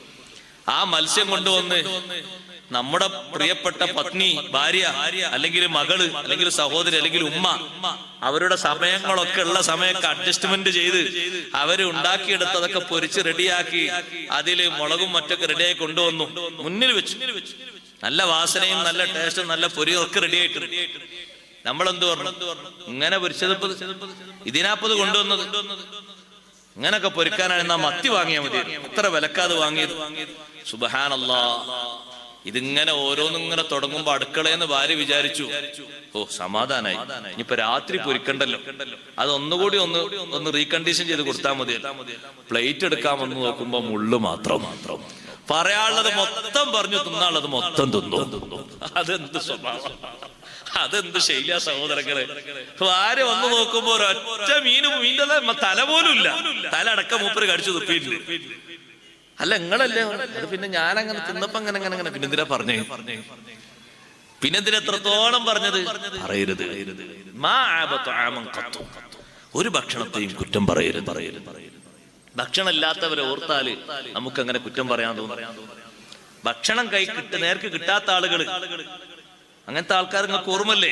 ഡൽഹിയുടെ പരിസരത്ത് ജീവിക്കുന്ന റോഹിംഗ്യൻ മുസ്ലിങ്ങൾ, നമ്മുടെ സഹോദരങ്ങളാണ് അവര്. പലർക്കും ഭക്ഷണമല്ല. 2 ദിവസം കൂടുമ്പോ ഒരു ഭക്ഷണം കിട്ടിയെങ്കിലായി ചിലർക്കൊക്കെ. ഒരു ദിവസത്തിൽ ഒരു നേരത്തെ ഭക്ഷണം മാത്രം കഴിക്കുന്നവര് മനുഷ്യരല്ലേ സഹോദരങ്ങളെ, മുസ്ലിങ്ങളല്ലേ അവര്? അവരെ ഓർക്കണം നമ്മൾ. ഒരു ഭക്ഷണത്തെയും കുറ്റം പറയരുത്. ഒരിക്കലും ഒരു ഭക്ഷണത്തെയും തങ്ങൾ കുറ്റം പറഞ്ഞിട്ടില്ല. സുബ്ഹാനല്ലാഹ്. ഇനി ഏതെങ്കിലും ഒരാള് ഭക്ഷണത്തിൽ മുടി കണ്ടാൽ രോഷം കൊള്ളണ്ട. മുടി കിട്ടിയപ്പോ നബി സല്ലല്ലാഹു അലൈഹി വസല്ലം ചീത്ത പറഞ്ഞിട്ടില്ല. മുടി കിട്ടിയതിനെന്തിനാ ചീത്ത പറയുന്നത്? മുടി നജസല്ലല്ലോ. നജസാണോ? നജസല്ല. ഇയാള് ഭാര്യന്റെ കൂടെ കിടന്ന് രാവിലെ എണീക്കുമ്പോ മാറിടത്തിൽ എത്ര മുടിയാ? ഇയാളെ മൂക്കിന്റെ ഭാഗത്ത് മുടി, താടിയിൽ മുടി, കാതിന്റെ ഭാഗത്ത് എത്ര മുടിയുണ്ട്? ഒരു പ്രശ്നവുമില്ല. കാരണം മുറാദൊക്കെ ഹാസിലായിട്ടല്ലേ നീച്ചു വരുന്നത്.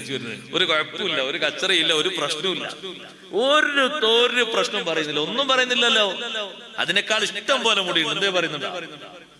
ഒരു ചെറിയ മുടി, ഒരു വിരലിന്റെ വലിപ്പല്ല ഒരു മുടി. ഞാൻ അവിടെ ഇപ്പൊ പർദ്ദയും മുറുക്കൊക്കെ ഇട്ടിട്ട് അടുക്കളയിൽ നിൽക്കണമെന്ന് തൽക്കാലം ഒരു പണിക്കാരത്തിന് ഏൽപ്പിച്ചോളൂ. ഒരു ദിവസം 350 കൂലിക്ക്. 1 രൂപ കൂലിയും പോലും ചോദിക്കാതല്ലേ നമുക്ക് ആ ഭക്ഷണം ഉണ്ടാക്കി തരുന്നത്. അതിന്റെ ഒരു നന്ദി നമ്മൾ കാണണ്ടേ? സുബ്ഹാനല്ലാഹ്. അനുഭവത്തിൽ നിന്ന് പറയുകയാണെങ്കിൽ വലിയ ഡേഞ്ചറാണ് സംഗതി. വാതിന് പോയൊരു വീട്ട്, നിങ്ങളുടെ നാട്ടിലല്ല കേട്ടോ, പുറത്താണ്. വാതിന് പോയിട്ട് മുമ്പല്ലേ ഇപ്പൊ ഭക്ഷണം കഴിക്കുക. അന്ന് ഭക്ഷണം കഴിക്കലൊക്കെ വാല് കഴിഞ്ഞിട്ടായിരുന്നു. അന്നത്തെ സൗകര്യം എങ്ങനെയായിരുന്നു? വാല് കഴിഞ്ഞിട്ട് ഭക്ഷണം കഴിക്കാൻ പോയപ്പോ ഒരു പ്രായമുള്ള കാരണവരെ വീട്ടിലാണ്. അദ്ദേഹത്തിനൊരു മുടി കിട്ടി. ഞാൻ അദ്ദേഹത്തിന്റെ കൈ പിടിച്ചു. എന്റെ ഇടത്തെ കൈ കൊണ്ട് പിടിച്ചു. ചീത്ത പറയരുത്. ആ അടുക്കളയിലുള്ള ഉമ്മാന്റെയും പെങ്ങളുടെയൊക്കെ മനസ്സെത്ര വേദനിക്കും. ഒരു തലക്കെട്ടിട്ട് മൂലയൊരു വീട്ടിലേക്ക് ഒരു അതിഥിയായി വന്നിട്ട് അയാളെ മുന്നിൽ വെച്ചിട്ട് ചീത്ത പറയാന്ന് പറഞ്ഞാൽ സൈക്കോ സഹോദരങ്ങളേത്. നിങ്ങളൊന്ന് ആലോചിച്ചു.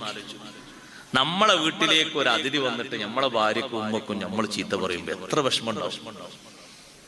ഒന്ന് ചിന്തിച്ചു. കഴിവിന്റെ പരമാവധി ഞാൻ അദ്ദേഹത്തെ പിടിച്ചു വെച്ചു. നമ്മളെക്കാളും വലിയ ആരോഗ്യം മൂപ്പര് കൊടഞ്ഞു മാറ്റി മൂപ്പര് എണ്ണീറ്റ് പോയി. മൂപ്പര് അടുക്കളയിൽ പോയിട്ട് സുബ്ഹാനല്ലാഹ് എന്തെല്ലാം പറഞ്ഞില്ല. വല്ലാത്ത സങ്കടം. നമുക്ക് കേൾക്കുമ്പോൾ സങ്കടല്ലേ? അവരാ പെണ്ണുങ്ങൾ, നമ്മളൊരാൾ വീട്ടിൽ നിന്ന് നിൽക്കുക, അവർ മിണ്ടാതെ പതുക്കെ അതൊക്കെ കേൾക്കല്ലേ? എന്തെല്ലാം വർത്തമാനങ്ങളാ പറഞ്ഞു. മേൽവിലാസം ഒന്നും പറയാൻ ബാക്കിയില്ല. 10 കൊല്ലം മുമ്പ് മരിച്ച വാപ്പാനെയും വല്യപ്പാനൊക്കെ പറഞ്ഞിട്ടുണ്ടാവും. അവിടെ പറ നേരെ അങ്ങോട്ടല്ലേ പോവാ.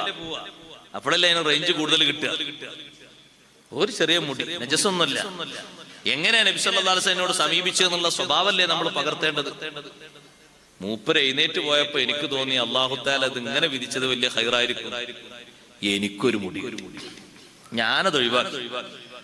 എനിക്ക് മുടി കിട്ടുമ്പോഴെങ്ങാനും മൂപ്പരുണ്ടെങ്കിൽ അവിടെ ഉറപ്പാ ഉജൂബ. അപ്പൊ ഞാൻ അങ്ങനെ ചിന്തിച്ചു, അള്ളാന്റെ ഖളാ നമുക്ക് അനുകൂലാണ്. അങ്ങനെ മൂപ്പര് പോകലാണ് ഖൈറ്. മൂപ്പര് ഞാൻ പിടിച്ചു വെച്ചിരുന്നെങ്കിൽ സംഗതി ഇങ്ങനല്ലല്ലോ ഉണ്ടാകുക. പക്ഷെ സഹോദരങ്ങളെ, അതൊരു പ്രശ്നാക്കേണ്ട സംഗതി അല്ലല്ലോ. മുത്തുനബി സല്ലല്ലാഹു അലൈഹി വസല്ലം നിങ്ങൾ വെള്ളം കൊണ്ടുവരാൻ ആവശ്യപ്പെട്ടപ്പോ അംർ ബിൻ അഖ്തബിൽ അൻസാരി റളിയല്ലാഹു അൻഹു മരത്തിന്റെ പാത്രത്തിൽ വെള്ളം കൊണ്ടുവന്നു കൊടുത്തു. മരത്തിന്റെ പാത്രത്തിലാണ് വെള്ളം കുടിക്കാൻ കൊണ്ടുവന്നു കൊടുത്തത്. ആ പാത്രത്തിലേക്ക് തങ്ങൾ ഇങ്ങനെ നോക്കി. കുടിക്കാൻ തരുന്ന വെള്ളം കുടിക്കുന്നതിന്റെ മുമ്പ് അതിലേക്കൊന്ന് നോക്കൽ സുന്നത്തുണ്ട്. എന്തെങ്കിലുമൊക്കെ ഒഴിവാക്കാനുള്ളതുണ്ടെങ്കിൽ എടുത്ത് ഒഴിവാക്കാൻ വേണ്ടിയാണ് നോട്ടം സുന്നത്ത്. സഹോദരങ്ങളെ, തങ്ങൾ ആ വെള്ളത്തിലേക്ക് നോക്കുമ്പോ ഒരു മുടി, ഈ സ്വഹാബിയുടെ മുടിയാണ്, വെള്ളം കൊണ്ടുവന്ന സ്വഹാബിയുടെ മുടി. ആ വെള്ളം തങ്ങൾ മറിച്ചു കളഞ്ഞോ? വേറെ വെള്ളം കൊണ്ടുവരാൻ ആവശ്യപ്പെട്ടോ? ഇല്ലേ, ഇല്ല.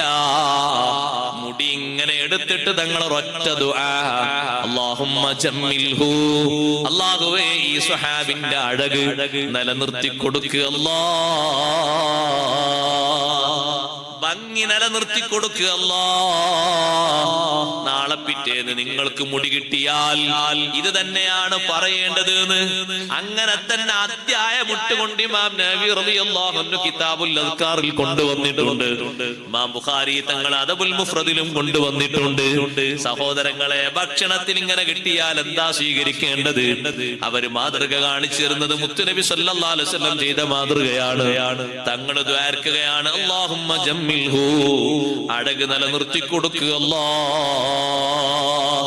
നമ്മളെ ഭാര്യക്ക് നല്ല അഴക്, നമ്മൾ പ്രായം അങ്ങേറ്റത്തെത്തുമ്പോ നമ്മളെ ഭാര്യ ഒരു 18ന്റെ പളവളപ്പിൽ കണ്ടാല് നമ്മളെ ശരീരത്തിന്റെ രോഗങ്ങൾക്കൊക്കെ പെട്ടെന്ന് ശമനം കിട്ടും. നമ്മളെ ശരീരത്തിന് എന്തെങ്കിലുമൊക്കെ വിഷമാവസ്ഥകൾ ഉണ്ടെങ്കിൽ ഇതിന് റാഹത്ത് കിട്ടും. അവരാരോഗ്യത്തോടെ നിന്നാല് നമ്മളെ നോക്കാൻ ഏറ്റവും നല്ലതല്ലേ? നമ്മുടെ കൂടെ ജീവിക്കാൻ അത് ഖൈറല്ലേ? ഈ സ്വഹാബിക്ക് തങ്ങൾ ദുആ ചെയ്തു കൊടുത്തു. സ്വഹാബത്ത് പറയുന്നു 93 വയസ്സിൽ ആ സ്വഹാബിനെ ഞങ്ങൾ കണ്ടിട്ടുണ്ട്. താടിയിലോ തലയിലോ ഒരൊറ്റ രോമവും നരച്ചിട്ടില്ല. അന്ന് തങ്ങൾ ദുആ ചെയ്തില്ലേ, അല്ലാഹുമ്മ ജമ്മിൽഹു, അഴക് നിലനിർത്തി കൊടുക്ക് അല്ലാഹ്. അതുകൊണ്ട് മാന്യ സഹോദരന്മാരെ, ഉപ്പമാരെ, ഉമ്മമാരെ, ഉമ്മാമമാരെ, കുറുമ്പ് പിടിച്ചുകൊണ്ട് ദേഷ്യം പിടിക്കരുത്. അതിന്റെ പേരിൽ പിണങ്ങി പോകരുത്, രോഷം കൊള്ളരുത്. സുബ്ഹാനല്ലാഹ്. വീട്ടിലേക്ക് നിങ്ങൾ വരുമ്പോ വീട് വൃത്തിയാക്കാത്തൊരവസ്ഥ കാണുകയാണെങ്കിൽ ഒരല്പനേരം ചിന്തിക്കണം. ഒരുപാട് ജോലി തിരക്കെന്റെ ഭാര്യക്കുണ്ട്, ഇന്ന് ഞാനൊന്ന് വൃത്തിയാക്കിയാലോ?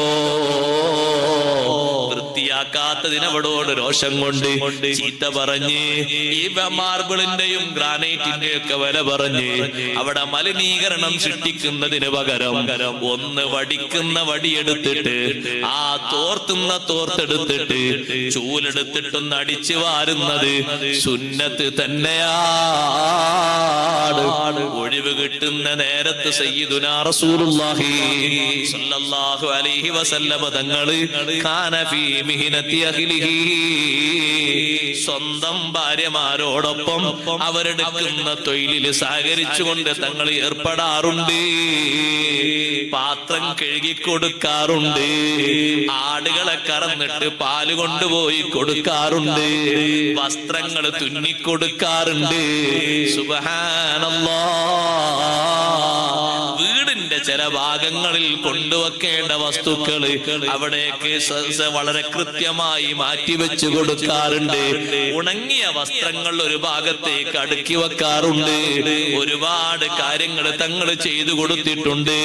സഹോദരങ്ങളെ, ഒരു ദിവസം വീട്ടിലേക്ക് അങ്ങനെ കയറി വന്നപ്പോ അടിച്ചു വാരാത്ത വൃത്തിയാക്കാത്ത അവസ്ഥ കാണുമ്പോ പഠിക്കുന്നതിന് പകരം, ദേഷ്യം പിടിക്കുന്നതിന് പകരം, ഇത് ഏറ്റവും നല്ല പ്രതികരണം എങ്ങനെയാണെന്നറിയോ? ഒന്ന് ചൂലെടുത്തിട്ട് നമ്മൾ അടിച്ചു വാരി, ആകാശം പൊളിഞ്ഞു വീഴൊന്നുമില്ല, നമ്മളെ ഏതെങ്കിലും സ്റ്റാറ്റസിന് അത് മൈനസ് ആകൂല. നമ്മൾ ഈ നാട്ടിലെ വലിയൊരു കാരണവരാണെങ്കിൽ ആ ഒരു ചൂലെടുത്തുകൊണ്ട് കാരണോസ്ഥാനന്മാരും നിങ്ങളിൽ നിന്ന് തിരിച്ചു വാങ്ങൂല. നിങ്ങൾ ഏതെങ്കിലും ഒരു പ്രസിഡന്റ് ആണെങ്കിൽ ചൂലെടുത്തത് കൊണ്ട് പ്രസിഡന്റ് സ്ഥാനം വേറെ ആക്കി കൊടുക്കണം എന്ന് പറയൂല. അതുകൊണ്ട് ഒരു കുറവുണ്ടാകൂല. അത് വിനയത്തിന്റെ ശൈലിയാണ്, നല്ല സംസ്കാരമാണ്. നിങ്ങളെ ഭാര്യ നിങ്ങളുടെ സ്വഭാവം കണ്ടിട്ട് പറയും, അല്ലാഹുവേ, ഈ സൽസ്വഭാവമുള്ള ഭർത്താവിന് ദീർഘായുസ് കൊടുക്കണേ അല്ലാഹ്, ആഫിയത്ത് കൊടുക്കണേ അല്ലാഹ്. മനസ്സറിഞ്ഞുകൊണ്ടവരെ മനസ്സിൽ നിന്ന് വരുന്ന പ്രാർത്ഥന, അതിനുത്തരമുണ്ട്. ജീവിതത്തിൽ സന്തോഷമേറെയാണ്, അതിന് പ്രതികരണ ശൈലി നന്നാക്കണം. എപ്പോഴും ജീവിതത്തിന്റെ സ്വഭാവം അങ്ങനെയാണ് വേണ്ടത്. ഔലിയാക്കളും അമ്പിയാക്കളും ജനങ്ങളെ ഏറ്റവും അധികം നന്നാക്കിയത് നല്ല പ്രതികരണങ്ങൾ കാഴ്ചവെച്ചുകൊണ്ടാണ്. ലോകത്തെ ഔലിയാക്കളിൽപ്പെട്ട വലിയൊരു മഹാനല്ലേ ഇമാമുൽ ആലം അബൂ ഹനീഫ. അബൂ ഹനീഫ റളിയല്ലാഹു അൻഹുവിൽ നിന്ന് ഒരു മജൂസിയായ മനുഷ്യൻ കടം വാങ്ങി കുറച്ച് ദിർഹം. അതിന്റെ അവധിയൊക്കെ എത്തിയപ്പോ മഹാനവറുകൾ ചെന്നു അതുകൊണ്ട് ചോദിക്കാൻ വേണ്ടി. അവധിക്ക് തരാനല്ലേ, ഡേറ്റ് എത്തിയപ്പോ ചോദിക്കാൻ വേണ്ടി ചെന്നു. ഇമാമുൽ ആലം തങ്ങൾ വീട്ടിലേക്ക് ഇങ്ങനെ വരുന്നത് കണ്ടപ്പോ കടം കൊടുക്കേണ്ട വീട്ടുകാരൻ ഭാര്യയോട് പറഞ്ഞു, പഠിച്ചോനെ, ഇമാമുൽ ആലം അബൂ ഹനീഫ തങ്ങൾ വരുന്നത് ഞാൻ വാങ്ങിയ കടം വാങ്ങാൻ അന്ന് കൊടുക്കേണ്ട ഡേറ്റ് ആണ്. എന്റെ കയ്യിൽ ഒന്നുമില്ലല്ലോ. അദ്ദേഹം വീട്ടിന്റെ ഉള്ളിലേക്കാണ്. ഒന്നുമില്ലല്ലോ, നീ എന്തെങ്കിലുമൊക്കെ പറഞ്ഞ് കുറച്ചുകൂടി അവധി നീട്ടി വാങ്ങണം. പേടിച്ചിട്ട് കൊടുക്കേണ്ട ടൈമാണ്, പക്ഷെ കൊടുക്കാൻ അന്ന് എന്റെ കയ്യിലല്ല, ഈ ദിവസം തരാന്നാ ഞാൻ പറഞ്ഞത്. ഇമാം അവറുകൾ അതിനാ വരുന്നത്. അബൂ ഹനീഫ റളിയല്ലാഹു അൻഹു ആ വീട്ടിലേക്ക് അങ്ങനെ കയറി. വീടിന്റെ ഏകദേശം ഒരു ചെരുവിലെത്തിയപ്പോ ഒരു അഴുക്ക് വന്ന് മഹാനവറുകളുടെ ചെരുപ്പിന്റെ വാറിൽ വന്ന് വീണു. അപ്രതീക്ഷിതമായിട്ടൊരു അഴുക്ക്. ഒരഴുക്ക് വന്ന് വീണപ്പോ ചെരുപ്പൊന്നിങ്ങനെ കുടഞ്ഞു. ചെരുപ്പ് കുടഞ്ഞപ്പോ ആ അഴുക്ക് നേരെ പോയി പതിച്ചത് ഈ മജൂസിയായ മനുഷ്യന്റെ വീടിന്റെ ചുമരിലാണ്. ചരിത്രത്തിൽ കാണാം, ഫതഹയ്യറ ഇൻദ ദാലിക ഇമാമുൽ ആലം അബൂ ഹനീഫ. അബൂ ഹനീഫ റളിയല്ലാഹു അൻഹു ബേജാറായി പോയി, പരിഭ്രമിച്ചു പോയി. പഠിച്ചോനെ, ഞാൻ ഈ ചുമരിന്റെ മുകളിൽ എന്റെ ചെരുപ്പിൽ നിന്ന് തെറിച്ച ആ അഴുക്ക് അത് പറയാതെ പോയാൽ ചുമരിൽ അഴുക്കാക്കിയ കുറ്റം എനിക്ക് രേഖപ്പെടുത്തപ്പെടുമോ? മജൂസിയോട് പറയാതെ ഞാൻ ആ അഴുക്ക് വടിച്ചെടുത്താൽ ചുമര് കേടുവരുത്തിയ കുറ്റം എനിക്കുണ്ടാകുമോ? എന്ത് ചെയ്യണമെന്നറിയാതെ അബൂ ഹനീഫ റളിയല്ലാഹു അൻഹു പരിഭ്രമിച്ചു പോയി. മജൂസിയായ മനുഷ്യന്റെ ഭാര്യ വന്നിട്ട് പറഞ്ഞു, ഇമാം അവർകളെ, എന്റെ ഭർത്താവ് നിങ്ങൾക്ക് പണം തരേണ്ടത് ഇന്നാണ്. പക്ഷേ ഇന്ന് പണം തരാൻ ഭർത്താവിന്റെ കയ്യിൽ നയാ പൈസ പോലുമില്ല. നിങ്ങളോട് കുറച്ച് ദിവസം കൂടി നീട്ടിത്തരാൻ വേണ്ടി പറഞ്ഞിട്ടുണ്ട്. അബൂ ഹനീഫ റളിയല്ലാഹു അൻഹു പറഞ്ഞു, കടത്തിന്റെ വിഷയം അവിടെ നിൽക്കട്ടെ, അതിനേക്കാളും കാര്യഗൗരവമുള്ളൊരു കാര്യം പറയാനുണ്ട്, ഒന്നിങ്ങ് വരാൻ പറയൂ. ആ മജൂസിയായ മനുഷ്യൻ പേടിച്ചുകൊണ്ട് മുന്നിലേക്ക് വന്നപ്പോ തോളിൽ തട്ടിയിട്ട് പറഞ്ഞു, സുഹൃത്തേ, അഫ്വൻ, എന്നോട് മാപ്പാക്കണം. എന്ത് ചെയ്യണമെന്നറിയാതെ ഞാൻ വലിയ പരിഭ്രമത്തിലാണ്. ഞാൻ നിങ്ങളെ വീട്ടിലേക്ക് ഈ വിഷയം ചോദിക്കാൻ വേണ്ടി വരുമ്പോ കിട്ടാനുള്ള പണം വാങ്ങാൻ വേണ്ടിയാ ഞാൻ വന്നത്. പക്ഷേ വീടിന്റെ അടുത്തെത്തിയപ്പോ ഒരഴുക്ക് വന്ന് എന്റെ ചെരുപ്പിന്റെ വാറിന്റെ മുകളിൽ വന്ന് വീണു. ഞാനത് കുടഞ്ഞത് വേറെ എവിടേക്കെങ്കിലും പോകാനാണ്. അത് നിങ്ങളെ വീടിന്റെ ചുമരിലാണ് പറ്റിയത്.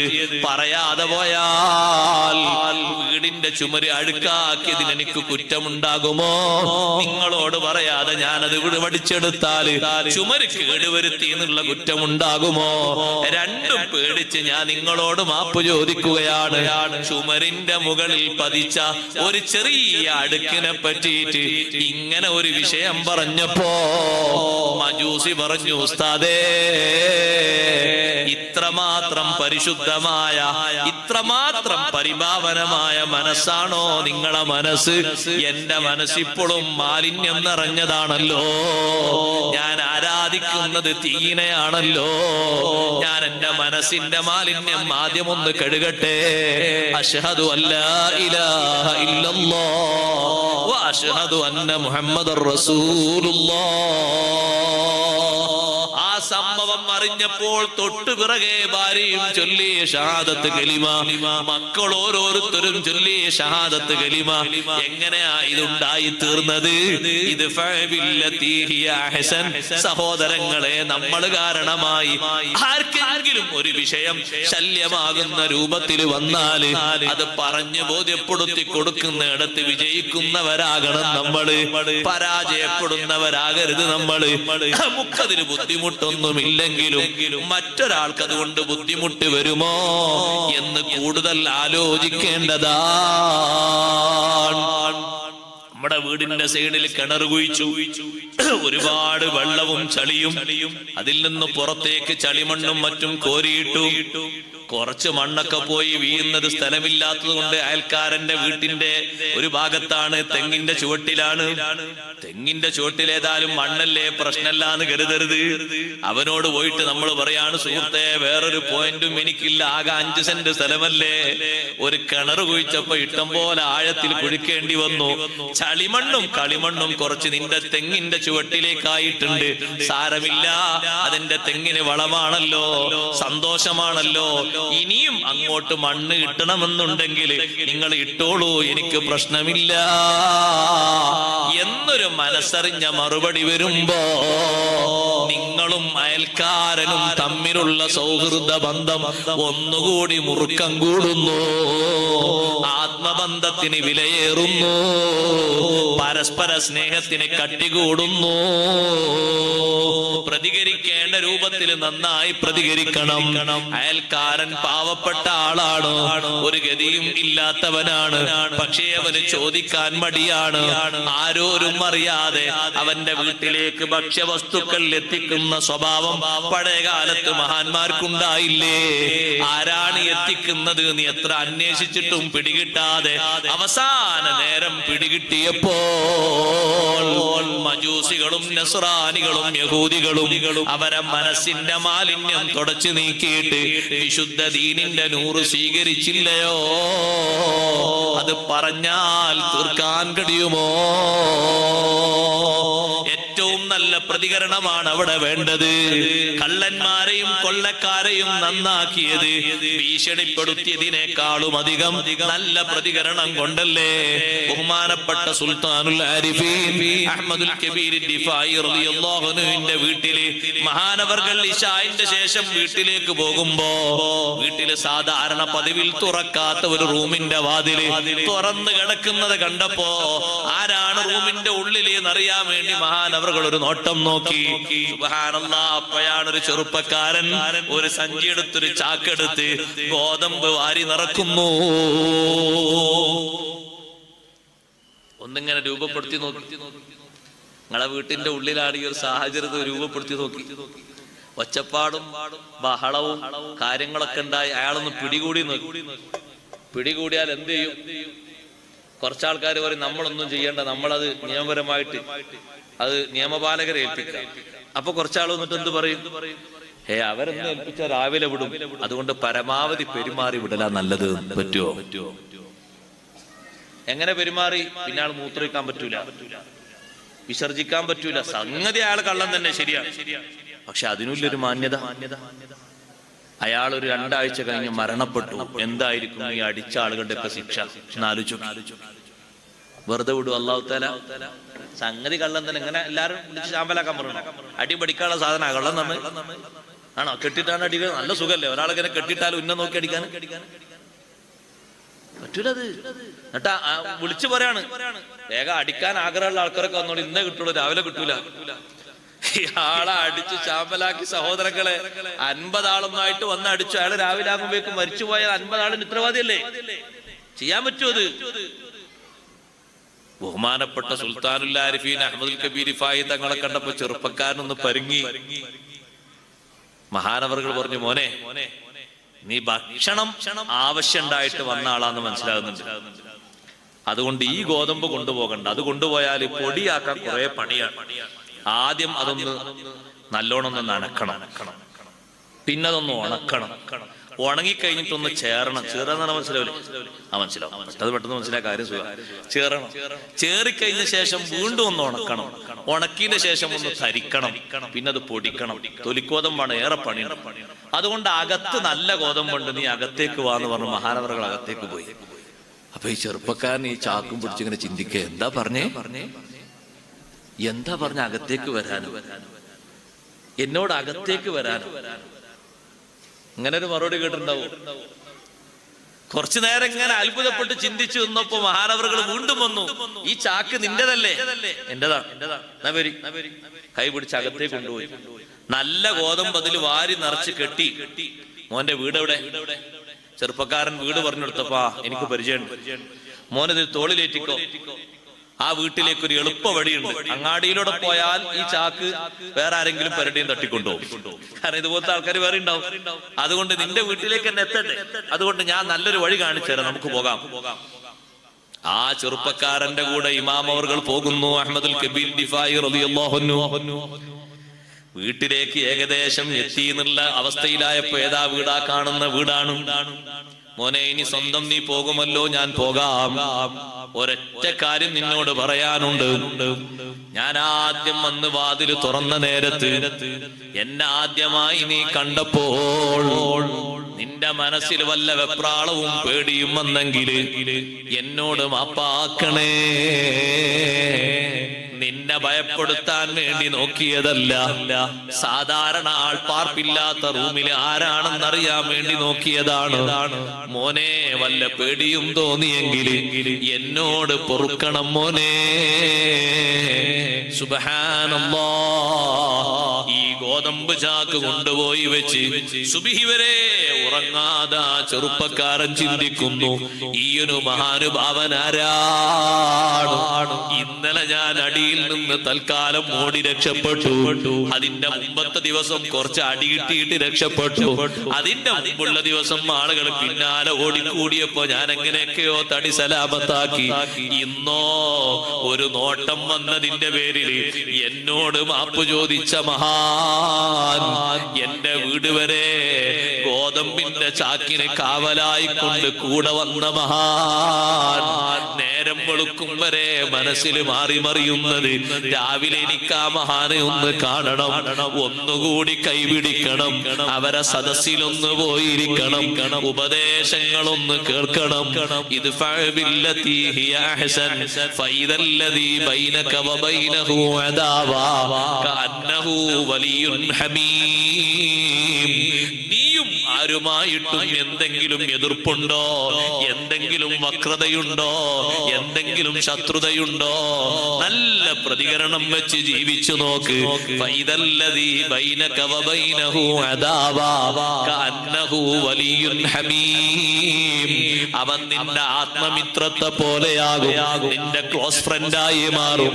പിന്നെ അവന് നിന്നോട് പകയില്ല, വിദ്വേഷമില്ല, നിന്നെ കാണുമ്പോ വെറുപ്പില്ല, വൈരാഗ്യമില്ല, നിന്നെ കൊല്ലണമെന്ന മനോഭാവമില്ല, നിന്നെ അടിക്കണമെന്ന തീരുമാനമില്ല, നീ നാട്ടിൽ വെച്ച് നശിക്കണമെന്ന മോഹമില്ല. അവൻ നിന്റെ ആത്മസുഹൃത്തായി മാറും. ഖുർആനിലൂടെ അല്ലാഹു നമ്മെ പഠിപ്പിക്കുന്ന ഏറ്റവും നല്ല സ്വഭാവത്തിന്റെ ശൈലിയാണ് അമ്പിയാക്കളും മൗലിയാക്കളും വെച്ച് പുലർത്തിയത്. സുബ്ഹാനല്ലാഹ്. മനസ്സിന് അതിന് പാകപ്പെടുത്തണം. അല്ലാഹു തൗഫീഖ് തരട്ടെ. മനസ്സ് അതിന് വേണ്ടി നന്നാക്കി കൊടുക്കണം സഹോദരങ്ങളെ. അല്ലാഹുവിന്റെ മാർഗത്തിൽ മനസ്സിനെ പാകപ്പെടുത്തേണ്ടേ. വഖാലിഖിന്നാസ ബിഖുലുഖിൻ ഹസൻ.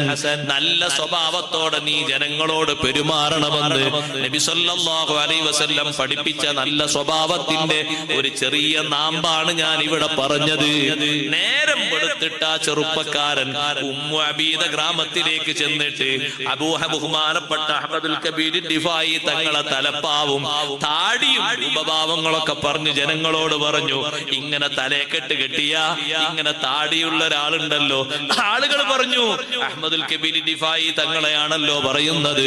മോനെ, അവിടെ ഒരു ദർസുണ്ട്, ആ ദർസിലുണ്ടാകും മഹാൻ, അവിടെ പോയാൽ നിനക്ക് കാണാൻ കഴിയും.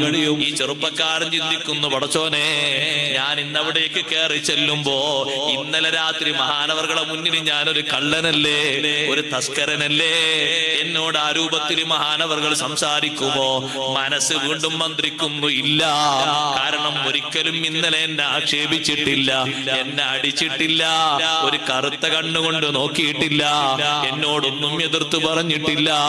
നേർക്ക് നേരെ പോയി ഞാൻ ആ സദസ്സിൽ ആ ചെറുപ്പക്കാരൻ വിവരിക്കുന്നത്, ഞാൻ അവിടെ എത്തി സലാം പറഞ്ഞപ്പോൾ ഇന്നലെ കണ്ട മുഖമല്ല ഞാൻ ഇന്ന് കാണുന്നത്.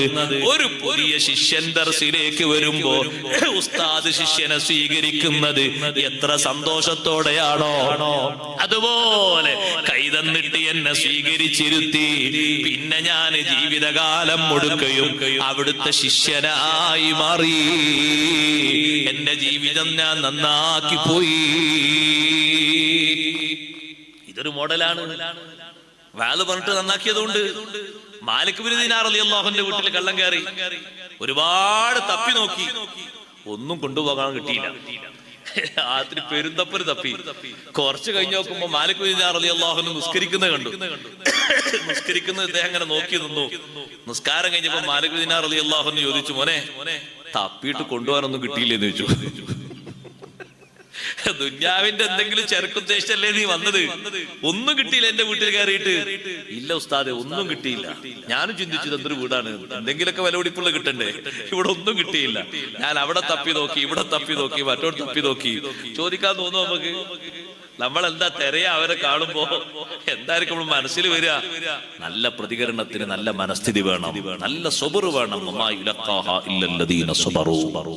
ക്ഷമാശീലർക്ക് മാത്രമേ അതിന് സാധിക്കുകയുള്ളൂ. വലിയ ഭാഗ്യവാന്മാർക്ക് മാത്രമേ ഇതിന് സാധിക്കുള്ളൂ. എല്ലാവർക്കും സാധിക്കൂല എന്ന് അല്ലാഹു തആല പറയുന്നുണ്ട്.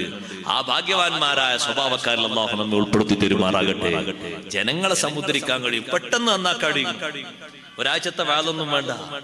മാലിക് ബിൻ ദീനാർ റളിയല്ലാഹു അൻഹു പറഞ്ഞു, ഏതായാലും ദുന്യാവിന്റെ ഒരു ചരക്കും കിട്ടിയില്ലല്ലോ, എന്നാ ഇനി ആഖിറത്തിന്റെ ചരക്ക് തരാന്നോ? അവനവിടെ ഇരിക്കുന്നു. ദുന്യാവിന്റെ ചരക്ക് തപ്പി നോക്കിയിട്ടൊന്നും കിട്ടിയില്ല. ആഖിറത്തിന്റെ ചരക്ക് വല്ലതും തരാം, അവിടെ ഇരിക്കുന്നു. അവിടെ ഇരുന്നു. ആ ചെറുപ്പക്കാരൻ നല്ല വാള് പറഞ്ഞു കൊടുത്തു. വാള് ഇങ്ങനെ കേട്ടിട്ട് ആ ചെറുപ്പക്കാരൻ കരഞ്ഞു.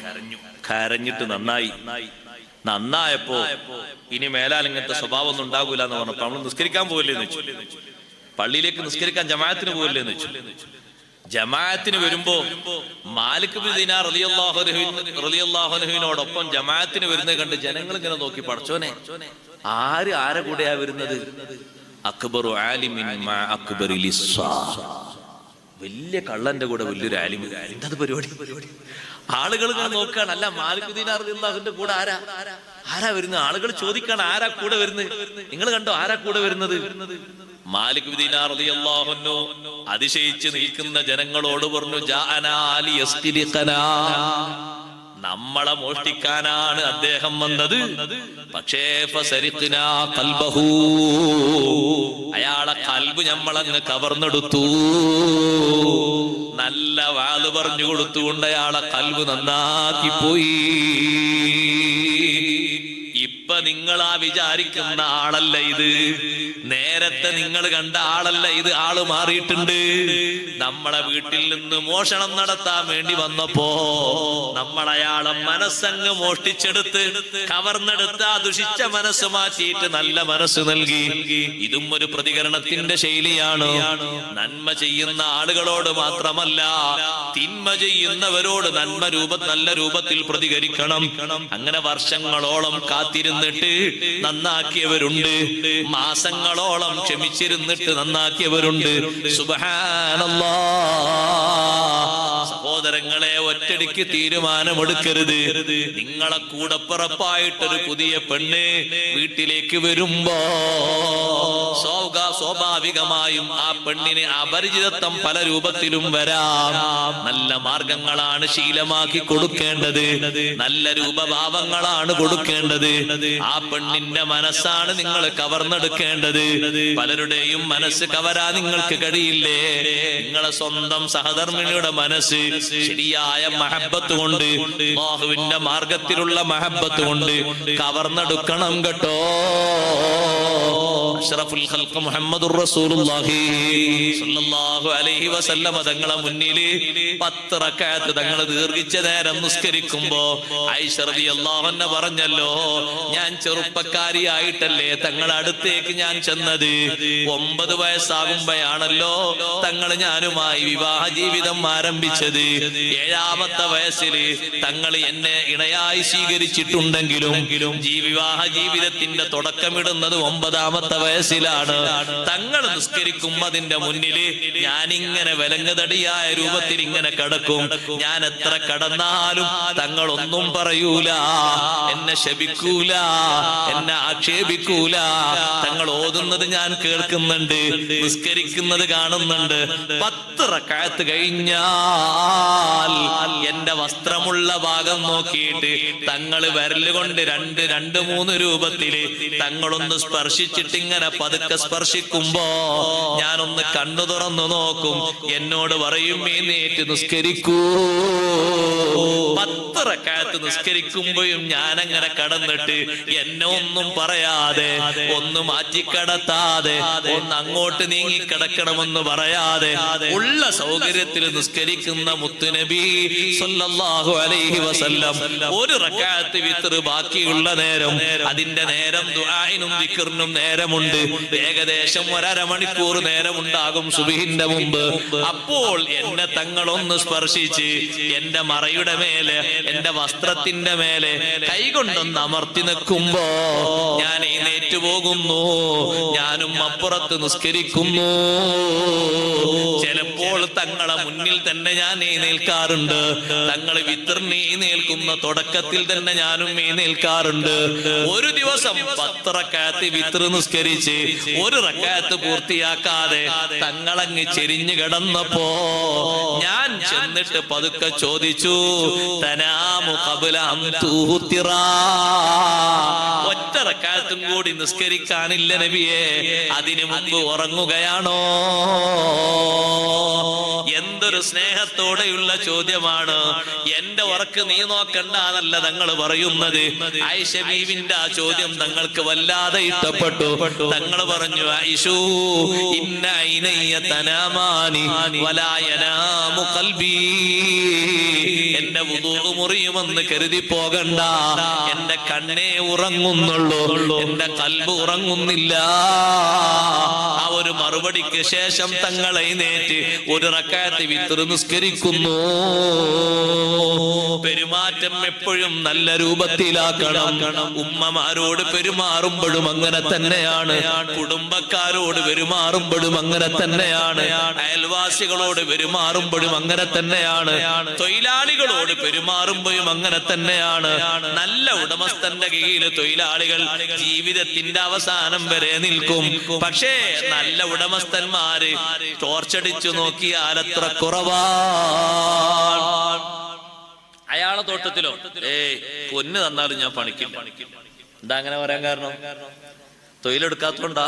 അല്ല, തൊഴിലെടുക്കുന്ന തൊഴിലാളി ഭക്ഷണം കഴിച്ചിട്ട് ഒരു 5 മിനിറ്റ് 10 മിനിറ്റ് നേരെ ഇരുന്നാലേ, നീ 10 മിനിറ്റ് നേരെ പിന്നെ ഇരുന്നോ, വൈകുന്നേരം ആവുമ്പോൾ നിനക്ക് 800 തരണ്ടേ, 900 തരണ്ടേ, ഒരു മിനിറ്റ് നേരെ ഇരിക്കാൻ പാടില്ല.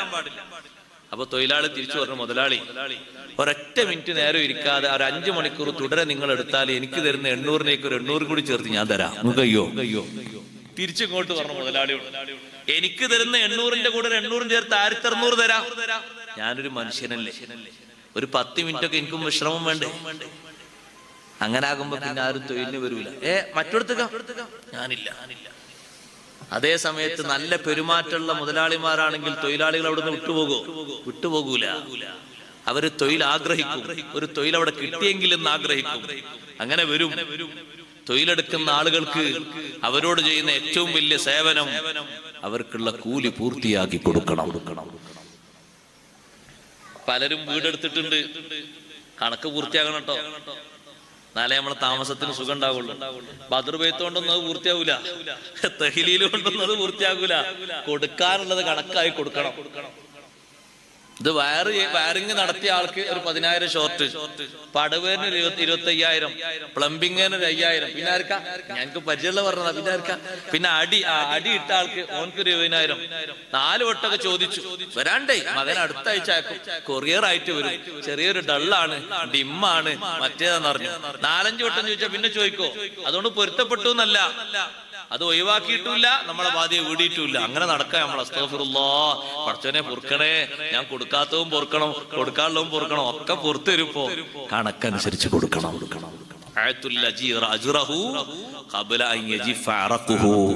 വിയർപ്പ് വറ്റുന്നതിന്റെ മുമ്പ് തൊഴിലാളിക്ക് കൂലി നൽകണമെന്ന് സയ്യിദുനാ റസൂലുള്ളാഹി.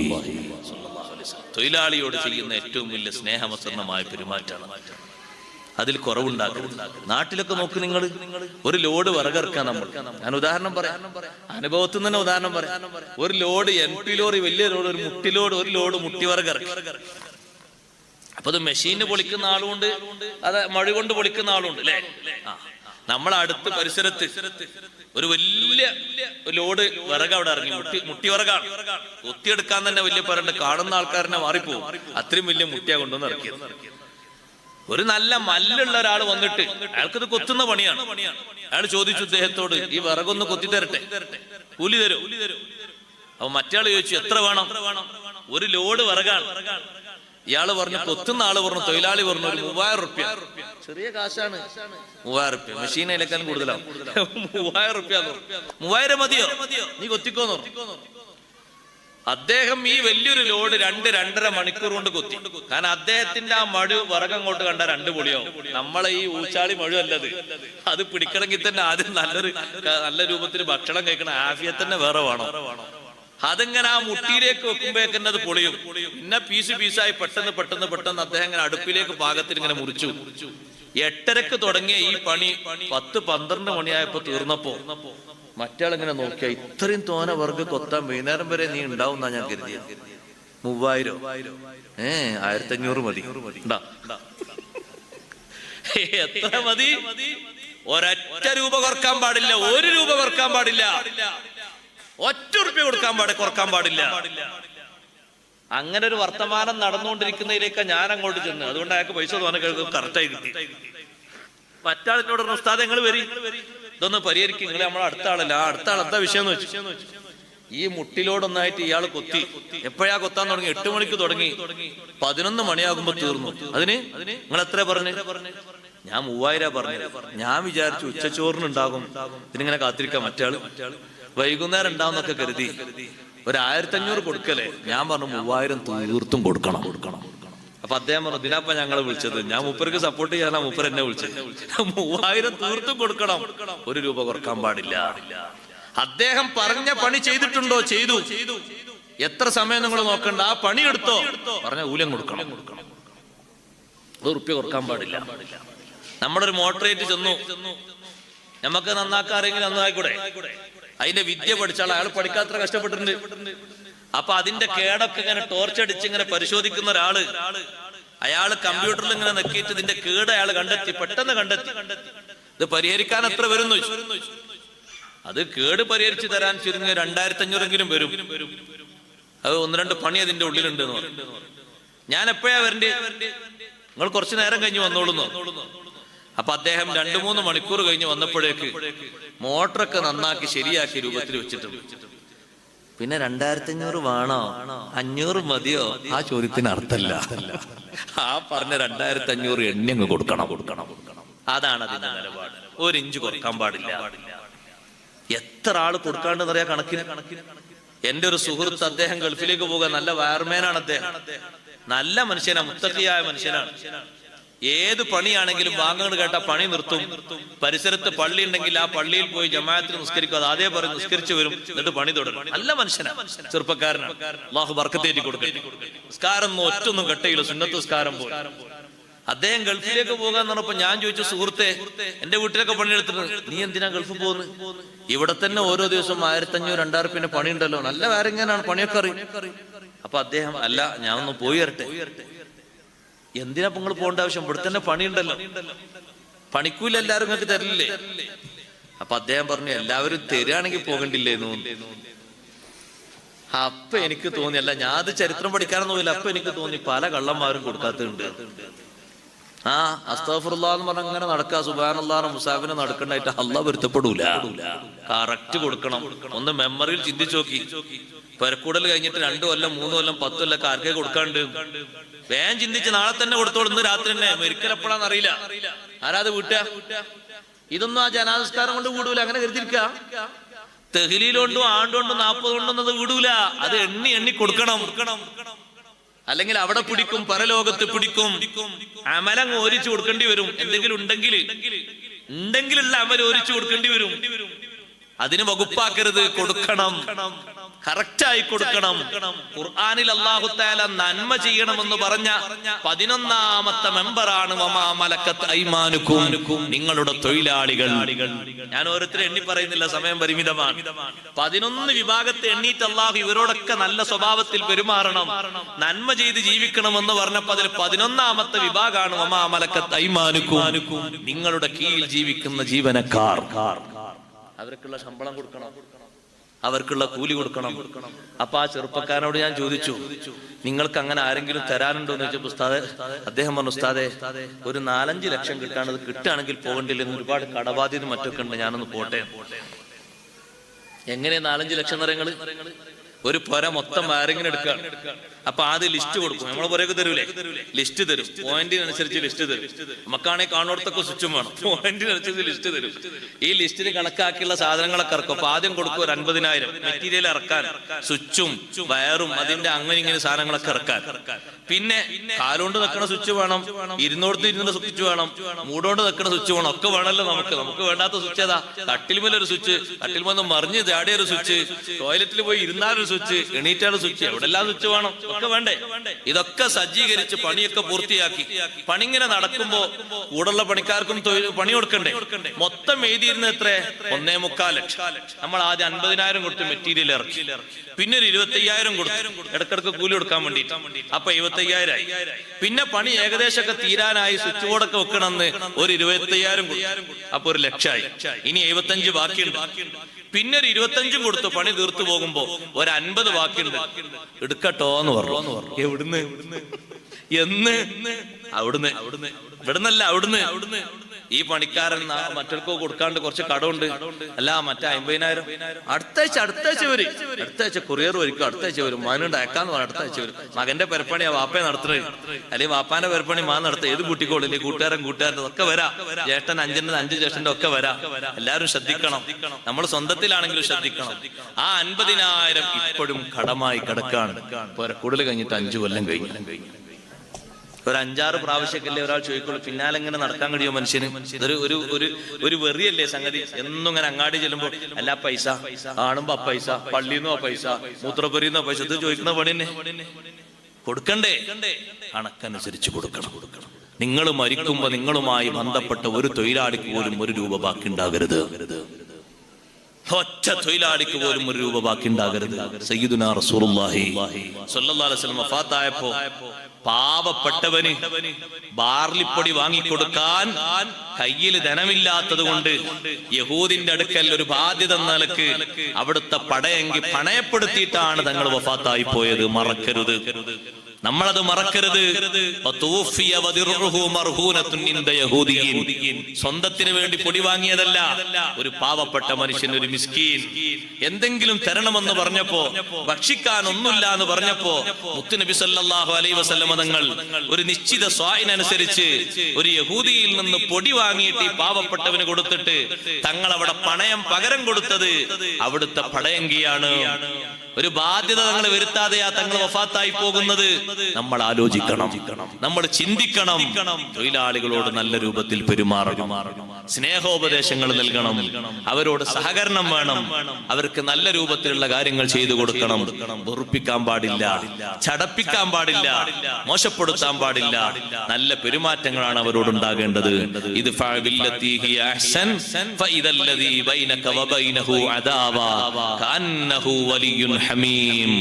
ഏത് ആളുകൾക്കിടയിൽ നിങ്ങൾക്കിടയിൽ ശത്രുതയുണ്ടോ, ശത്രുത മാറാൻ നല്ല പെരുമാറ്റമാണ് കാരണം. ബാപ്പയും ഉമ്മയും ഇടക്ക് കോമ്പിത്തരമുണ്ടോ, ഏതെങ്കിലും ഒരാൾ അല്പം താഴ്ന്നു കൊടുത്ത് നല്ല പെരുമാറ്റത്തിന്റെ മാർഗം സ്വീകരിക്കുക, തീർത്തും മാറും. മക്കളും ബാപ്പയും തമ്മിൽ അങ്ങോട്ടും ഇങ്ങോട്ടും വക്കാനുണ്ടോ, ബാപ്പ ഒന്ന് വിട്ടുവീഴ്ചയ്ക്ക് ഒരുങ്ങുക. ബഹുമാനപ്പെട്ട നബിയുല്ലാഹി യാക്കൂബ് അലൈഹിസ്സലാം വിട്ടുവീഴ്ച ചെയ്തു കൊടുത്തതുപോലെ 75 കൊല്ലം ആ ബാപ്പാനോട് മക്കൾ പലതും പറഞ്ഞു. യൂസുഫ് നബി ഒന്നും ഇനി ആലോചിക്കണ്ട, അതൊന്നും കിട്ടൂല, മരിച്ചിട്ട് കാലത്ര ആയിട്ടുണ്ട്, ഇനി എവിടെയും തെരഞ്ഞാ കിട്ടൂല. അപ്പോഴും മക്കളെ ബാപ്പ വിളിക്കുന്നത് യാ ബനിയ, എന്റെ മക്കളെ. പേരല്ല വിളിക്കുന്നത്, എന്റെ മക്കളെ. നിങ്ങൾ പോയി യൂസുഫിനെയും സഹോദരനെയും ഒന്ന് അന്വേഷിക്കണം.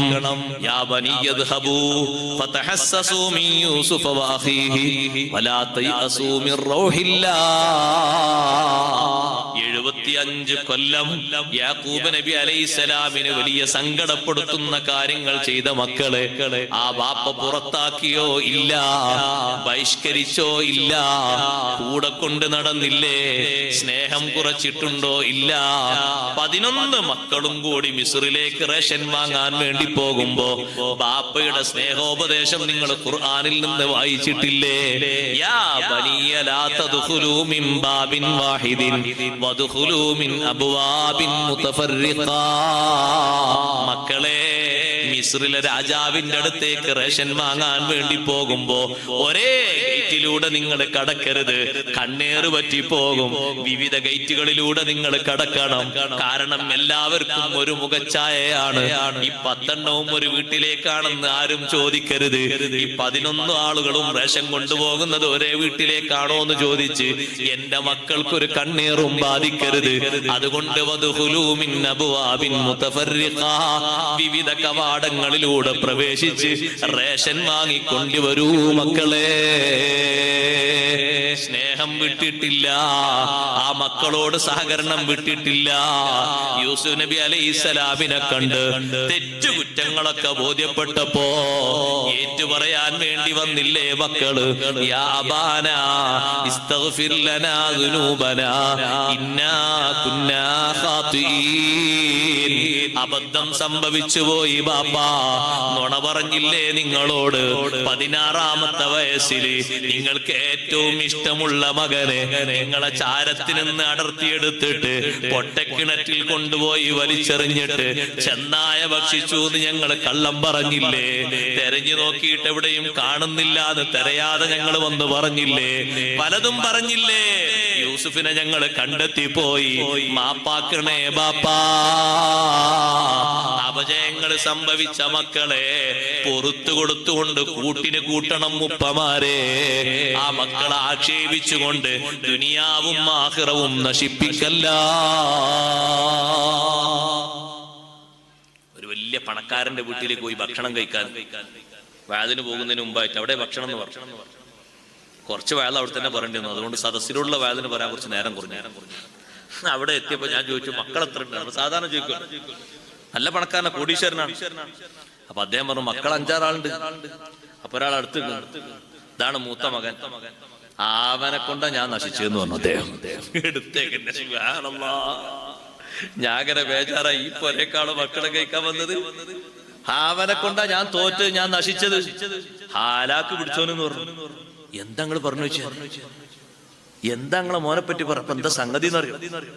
ഇദ്ദേഹം ഒരു 1.5 ലക്ഷം കൊടുത്തിരുന്ന ഒരു ബിസിനസ് നടത്തി തുടങ്ങി റെഡിയാകാൻ മകനതൊക്കെ കൂടി കടാക്കിയിട്ട് ഒരു 5-6 ലക്ഷം കടാക്കി ഇങ്ങോട്ട് വന്നിട്ടുണ്ട്. പരിചയക്കുറവുണ്ടല്ലേ, ചെറുപ്പക്കാരല്ലേ. അവനാണ് എന്നെ തുണച്ചത്. ആക്ക് ആ ഒരു 5 ലക്ഷം പോയി എന്ന് പറഞ്ഞാൽ അതിങ്ങനെ തോണ്ടിയ പരിധി ഉണ്ടാവുള്ളൂ. അത്രയും പണമുണ്ട്. ഒരു രോമം പറിച്ചത് ഉണ്ടാകുള്ളൂ, അനുഭവം ഉണ്ടാകുള്ളൂ. അത്രയും പണമുണ്ട് സഹോദരങ്ങളെ. പക്ഷെ പണം കുറച്ചു പോയാലും മനുഷ്യന്റെ സ്വഭാവം അങ്ങനെയാണ് ഉണ്ടാകുക. അപ്പൊ അദ്ദേഹം പറഞ്ഞു, ഇവനാണ് എന്നെ നഷ്ടത്തിലാക്കി, കടത്തിലാക്കിയത്, അങ്ങനാക്കി ഇങ്ങനാക്കിയത്. വിഷയം ചോദിച്ചപ്പോ സംഗതി ഇതാണ്. എന്നിട്ട് ലാസ്റ്റ് അദ്ദേഹം എന്നോട് പറഞ്ഞു, അവന് വേണ്ടി നിങ്ങൾ ദ്വാരക്കണം. ഞാൻ പറഞ്ഞു, ദ്വാരക്കൂല എന്നാണ്. എല്ലാവർക്കും ഇങ്ങനെ വെറുതെ ദ്വാരം കൊടുക്കാൻ നേരം സ്വന്തമായിട്ടില്ല. അയലാലൊന്നും എത്ര കാര്യമുണ്ട്, സ്ഥലത്തൊക്കെ ജില്ല വെറുതെ ഇത് മൂപ്പര് പൊരുത്തപ്പെട്ടു കൊടുക്കാതെ ഞാൻ എന്തിനു ദ്വാരക്കണ്? ആരോട് ദ്വാരക്കണ്? ഞാൻ പറഞ്ഞു, ഞാൻ ദ്വാരക്കണമെങ്കിൽ നിങ്ങളെ മോനെ പൊരുത്തപ്പെട്ടു കൊടുക്കണം. അല്ല ഉസ്താദെ, ആ പൊരുത്തപ്പെട്ടു കൊടുക്കണം. നിങ്ങളെ ബിസിനസ്സിൽ ഒരു തൊഴിലാളിയായിട്ട് ഈ മകനെ കൂട്ടണം. അങ്ങനെ ഒരു വർഷം അവന് ഈ തൊഴിലിന്റെ മെത്തേഡുകളൊക്കെ പഠിപ്പിച്ച് പിന്നൊരു കച്ചവടം വേറെ തുടങ്ങാൻ പറയണം. തുടക്കത്തിലൊക്കെ ഇങ്ങനെ സംഭവിക്കും. ചെറുപ്പക്കാരല്ലേ, അവരങ്ങോട്ടും ഇങ്ങോട്ടും ചിന്തിച്ചിട്ട് ചിലപ്പോൾ നഷ്ടം വന്നിട്ടുണ്ടാകും. കുറ്റം പറഞ്ഞ് ആക്ഷേപിച്ച് നിങ്ങൾ മൂലക്കിരുത്തരുത്. കഴിവുറ്റ ആളാക്കി നിങ്ങളെ മകനെ സ്വീകരിക്കണം. മാപ്പ് കൊടുക്കണം. നിങ്ങൾ ഒരു അരമണിക്കൂർ വാല് എല്ലാ കിസ്സയും അവിടെ പറഞ്ഞു, ആയത്തും ഹദീസൊക്കെ. അവസാനം അദ്ദേഹം മാപ്പ് കൊടുത്തു. നാളെ എന്റെ കൂടെ ഞാൻ കൂട്ടിക്കോളാന്നൊക്കെ പറഞ്ഞു. അപ്പൊ ഞാനും ദ്വാരന്ന് കൊടുത്തു. അത് വെറുതെ ദ്വാരന്നിട്ട് എന്താ കാര്യം? വല്ല കാര്യം വേണ്ട. 80 കൊല്ലം കഴിഞ്ഞിട്ടാണ് യാക്കൂബ് നബി അലൈഹി സ്വലാം കണ്ണീരൊലിപ്പിച്ച് യൂസുഫ് നബിയെ കാണുന്നത്. 80 കൊല്ലം കഴിഞ്ഞിട്ട് 16-ാമത്തെ വയസ്സിലും കൊണ്ടുപോയതാണ്. എന്നാലോചിച്ചു. ആ മക്കള് വന്നിട്ട് പറയണം, വാപ്പാ ഞങ്ങൾക്ക് മാപ്പാക്കണം, നിങ്ങൾക്ക് പൊറുക്കാനോ എന്നാണ്. ചവിട്ടി പുറത്താക്കിയോ? ബാപ്പ പറഞ്ഞു, സൗഫാസ്തഗ്ഫിറു ലക്കും റബ്ബി ഇന്നഹു ഹുവൽ ഗഫൂറുർ റഹീം. ഒരു വെള്ളിയാഴ്ച തലേന്ന് വ്യാഴാഴ്ച പകലിലാണ് മക്കൾ ഇത് വന്ന് പറയുന്നത്. ഇബ്നു അബ്ബാസ് റളിയല്ലാഹു അൻഹു രേഖപ്പെടുത്തുന്നത് കാണാം. മക്കളോട് ബാപ്പ പറഞ്ഞു, മക്കളെ നിങ്ങൾക്ക് വേണ്ടി പ്രാർത്ഥിക്കാൻ ഞാൻ ഒരു സമയം കാത്തുവെക്കുന്നുണ്ട്. ഞാൻ എന്റെ റബ്ബിനോട് നിങ്ങൾക്ക് വേണ്ടി മാപ്പ് ചോദിക്കും. അല്ലാഹു പൊറുക്കുന്നവനാണ്, കരുണാവാരിധിയാണ്. അത്തായത്തിന്റെ നേരത്ത് നാളെ വെള്ളിയാഴ്ച, അതിന്റെ തൊട്ട് തലേന്ന് വെള്ളിയാഴ്ച രാത്രിയിൽ അത്തായത്തിന്റെ നേരത്ത് യാക്കൂബ് നബി അലൈഹിസ്സലാം എഴുന്നേറ്റു. ഈ മക്കളെ മുഴുവനും വിളിച്ചുണർത്തി അല്ലാഹുവിനോട് ദുആയിരുന്നു, എന്റെ മക്കൾക്ക് മാപ്പാക്കണേ അല്ലാ, അവരെ നന്നാക്കണേ അല്ലാ, സ്വാലിഹീങ്ങളാക്കണേ അല്ലാ. എന്നോട് പറഞ്ഞതിന് നീ ദുനിയാവിലോ ആഖിറത്തിലോ അവരെ ശിക്ഷിക്കരുത്. അവരെ മക്കൾ അതുകൊണ്ട് നീ കേടാക്കരുത്. സന്താന പരമ്പരകളിൽ നീ വിപത്തുണ്ടാക്കരുത്. കണ്ണ് നിറയുന്ന നല്ല ദുആ നടത്തി. 25 കൊല്ലം ആ മക്കളോടൊപ്പം ഈ ബാപ്പ ജീവിച്ചിട്ടുണ്ട്. അസീസ് രാജാവിന്റെ കൊട്ടാരത്തില് 25 കൊല്ലം ജീവിച്ചപ്പോ ഈ മക്കളെ ബാപ്പ അനുവദിച്ചത് എങ്ങനെയാണെന്നറിയോ? ആ മക്കൾ മുഴുവനും ഔലിയാക്കളിൽ പെട്ടുപോയി. ബാപ്പമാരെ, ഇദ്ഫഅ ബില്ലതി ഹിയ അഹ്സൻ ഫഇദല്ലദീ ബൈനക വബൈനഹു അദാവ കഅന്നഹു വലിയ്യുൻ ഹമീം. നിങ്ങൾക്ക് ശത്രുവായി തോന്നുന്നത് മകനാണെങ്കിലും നിങ്ങളുടെ സ്വന്തം സഹോദരനാണെങ്കിലും നല്ല പെരുമാറ്റവും നല്ല പ്രതികരണവും മൂലം അവരെ മനസ്സിനെ നിങ്ങൾ മാറ്റിയെടുക്കണം. അവരെ സ്വഭാവത്തെ നിങ്ങൾ മാറ്റിമറിക്കണം. അവരെ സംസ്കാരത്തെ നിങ്ങൾ മാറ്റിമറിക്കണം. ദുഷിച്ച അവസ്ഥകളെ മാറ്റിയിട്ട് നന്മകൾക്ക് അവരെ മനസ്സിന് സ്ഥാനം കൊടുക്കണം. എന്തെങ്കിലും ദൂഷ്യതകളിൽ അള്ളിപ്പിടിച്ച് കിടക്കുന്നവരാണെങ്കിൽ അത് മാറ്റിയെടുക്കാൻ കഴിയുന്ന ഒരു സംഗതിയാണ് ആത്മാർത്ഥമായ സ്നേഹം. അത് പകർന്നു കൊടുത്താൽ നല്ല മനസ്സുള്ളവനാണോ, മനസ്സിൽ ചെറിയൊരു നന്മ കിടക്കുന്നുണ്ടോ, അവന്റെ മനസ്സ് മാറുമെന്ന് ഉറപ്പാണ്. നല്ല രൂപത്തിലാകണം പ്രതികരിക്കേണ്ടത്. അഷ്റഫുൽ ഖൽഖ് മുഹമ്മദുർ റസൂലുള്ളാഹി സ്വല്ലല്ലാഹു അലൈഹി വസല്ലമ തങ്ങൾ പഠിപ്പിച്ചു, സ്വഭാവങ്ങളിൽ ഏറ്റവും നല്ല സ്വഭാവം, ഏറ്റവും മുന്തിയ സ്വഭാവം അഫ്ളലു അഖ്ലാഖിൽ മുസ്ലിമീൻ, മുസ്ലിംകളുടെ സ്വഭാവങ്ങളിൽ ഏറ്റവും ഉത്കൃഷ്ടമായ സ്വഭാവം അൽ അഫൂ, വിട്ടുവീഴ്ചയാ, മാപ്പ് കൊടുക്കലാ. അതിന് കഴിയുമെങ്കിൽ നീ ഹജ്ജിന് പോയാൽ മതി, അതിന് കഴിയുമെങ്കിൽ നീ ഉംറക്ക് പോയാൽ മതി. ഇപ്പതാ ഹജ്ജിന് പോകുന്ന സമയത്ത് ഒരു ജ്യേഷ്ഠനോട് ഞാൻ പറഞ്ഞു, നിങ്ങളും അഞ്ചനും തമ്മിൽ വലിയ വക്കാണെന്ന്. പഴയ കാലത്ത് ഒരു 10 കൊല്ലമായിട്ട് ആ സംഗതിയൊക്കെ മാറി മസലത്താക്കി. പക്ഷെ എപ്പോഴും നിങ്ങൾ രമ്യതയിൽ എത്തിയിട്ടില്ലല്ലോ. ഹജ്ജിന് പോകല്ലേ, അതുകൊണ്ട് ഹജ്ജൊക്കെ നല്ല നിലക്ക് മഖ്ബൂലാകണ്ടേ. ഒന്ന് പൊരുത്തപ്പെടിച്ച് നിങ്ങൾ ആ വീട്ടിലേക്ക് ഒന്ന് പോയി അവരിങ്ങോട്ടൊന്ന് സ്നേഹബന്ധമൊക്കെ പുലർത്തി തമ്മിൽ അങ്ങോട്ടും ഇങ്ങോട്ടൊക്കെ ഭക്ഷണം കഴിച്ച് വാങ്ങലും കൊടുക്കലൊക്കെ ഉണ്ടായി നല്ല സ്നേഹത്തോടെ പോകുന്നതല്ലേ നല്ലത്. അപ്പൊ എന്താ മറുപടി എന്നറിയോ? കേട്ടോളി, മറുപടി കേട്ടിട്ട് നാളാരോടെങ്കിലും പറയാം. എന്താ മറുപടി എന്നറിയോ? പൊരുത്തപ്പെട്ടു കൊടുക്കാൻ മനസ്സില്ലാത്ത ജ്യേഷ്ഠന്റെ മറുപടി, കട്ടിയുള്ള മറുപടി എന്താണെന്നറിയോ? അതിന് ഞാൻ ഹജ്ജിന് പോകല്ലേ, മരിക്കാൻ പോകുന്നില്ലല്ലോ. ഞാനുണ്ട്. പിന്നെ എന്ത് വേദന എടുത്തിട്ട് എന്ത് കാര്യം? ആർക്കാ വേദന കൊടുക്കണേ? ആർക്കാ വേദന കൊടുക്കുന്നത്?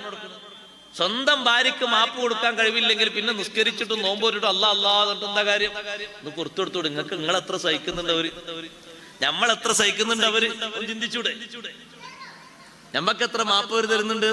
ഒരു ചെറിയ അഡ്ജസ്റ്റ്മെന്റ് വേണ്ടേ? സ്വന്തം സഹോദരന്റെ രക്തബന്ധല്ലേ, സഹോദരനും സഹോദരിക്കൊന്ന് വിട്ടുവീഴ്ച ചെയ്ത് കൊടുത്തൂടെ? ദുന്യാവിന്റെ വിഷയത്തിലല്ലേ ഈ ചൊറയും കറയൊക്കെ. ആരും കൊണ്ടുപോകില്ലല്ലോ, ആരും കൊണ്ടുപോകില്ല.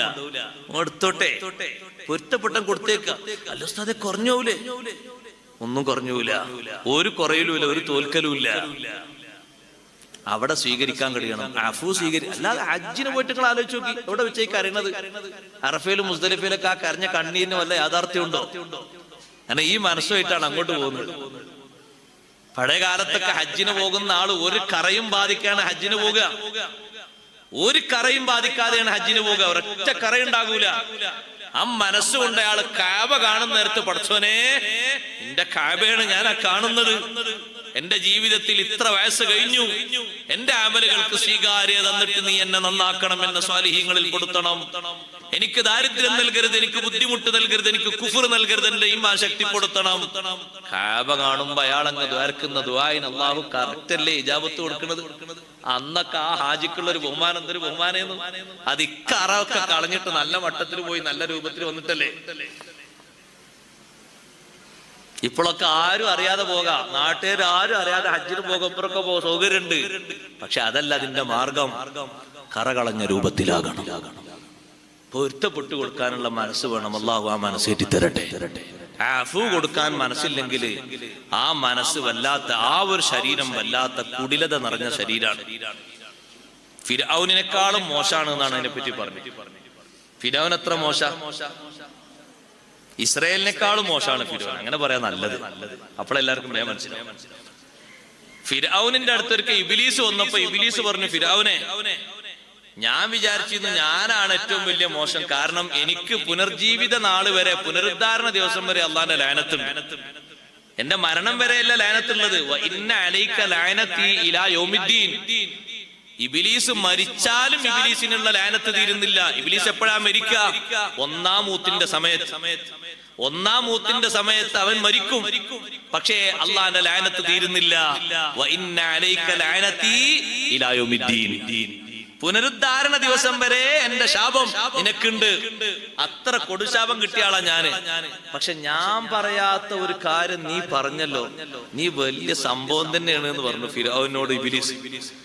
അപ്പൊ ഫിറഔൻ ചോദിച്ചു, എന്താ സംഗതി? ഞാൻ ഒരിക്കലും ഞാൻ ഇലാഹാണ് എന്ന് പറഞ്ഞിട്ടില്ല, ഞാൻ റബ്ബാന്നും പറഞ്ഞിട്ടില്ല. നീ എവിടെ എത്തി? ഇലാഹാണെന്നും റബ്ബാണെന്നും വല്ലാത്തൊരു സംഭവമാണല്ലോ. ഫിറഔന് തോന്നി സംഗതി മോശാണ്. ഫിറഔൻ പറഞ്ഞു ഇബ്ലീസിനോട്, ഞാൻ തിരുത്തിയാലോ? അപ്പൊ ഇബ്ലീസ് പറഞ്ഞു, പഹയ തിരുത്താൻ പാടില്ല. ഈ ജനപിന്തുണക്കെ നിനക്ക് കിട്ടിയത് ആ ഒരു പ്രഖ്യാപനം കൊണ്ടാ. അതിൽ അടി ഉറച്ചു നിൽക്കണം. നീ റബ്ബാണെന്ന് പറഞ്ഞാൽ അതിൽ തന്നെ നിൽക്കണം, ഇലാഹാന്ന് പറഞ്ഞാൽ തന്നെ നിൽക്കണം. ഫിറഔൻ ചോദിച്ചു, അല്ല ഒരു കാര്യം ചോദിക്കട്ടെ, ഞാൻ ഇത്രയും മോശം, നീയും മോശം, നമ്മളെക്കാൾ മോശമുള്ള ആരെങ്കിലും ഉണ്ടാകുമോ സമൂഹത്തില്? ഇബ്ലീസ് പറഞ്ഞു, ഉണ്ട്. എന്നെക്കാളും മോശപ്പെട്ടവനുണ്ട്, നിന്നെക്കാളും മോശപ്പെട്ടവനുണ്ട്.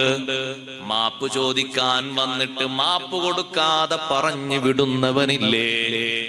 മാപ്പ് ചോദിക്കാൻ വേണ്ടി വന്ന ജേട്ടനെ കറുത്ത മുഖം കാണിച്ച് ആട്ടിയോടിക്കുന്ന അനിയനില്ലേ?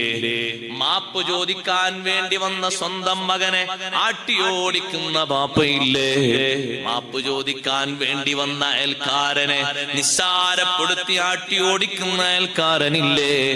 എന്നെക്കാളും നിന്നെക്കാളും മോശമാണ്. ഇനി എടുക്കാൻ മോശകള് ആരാപ്പ മോശമായത്?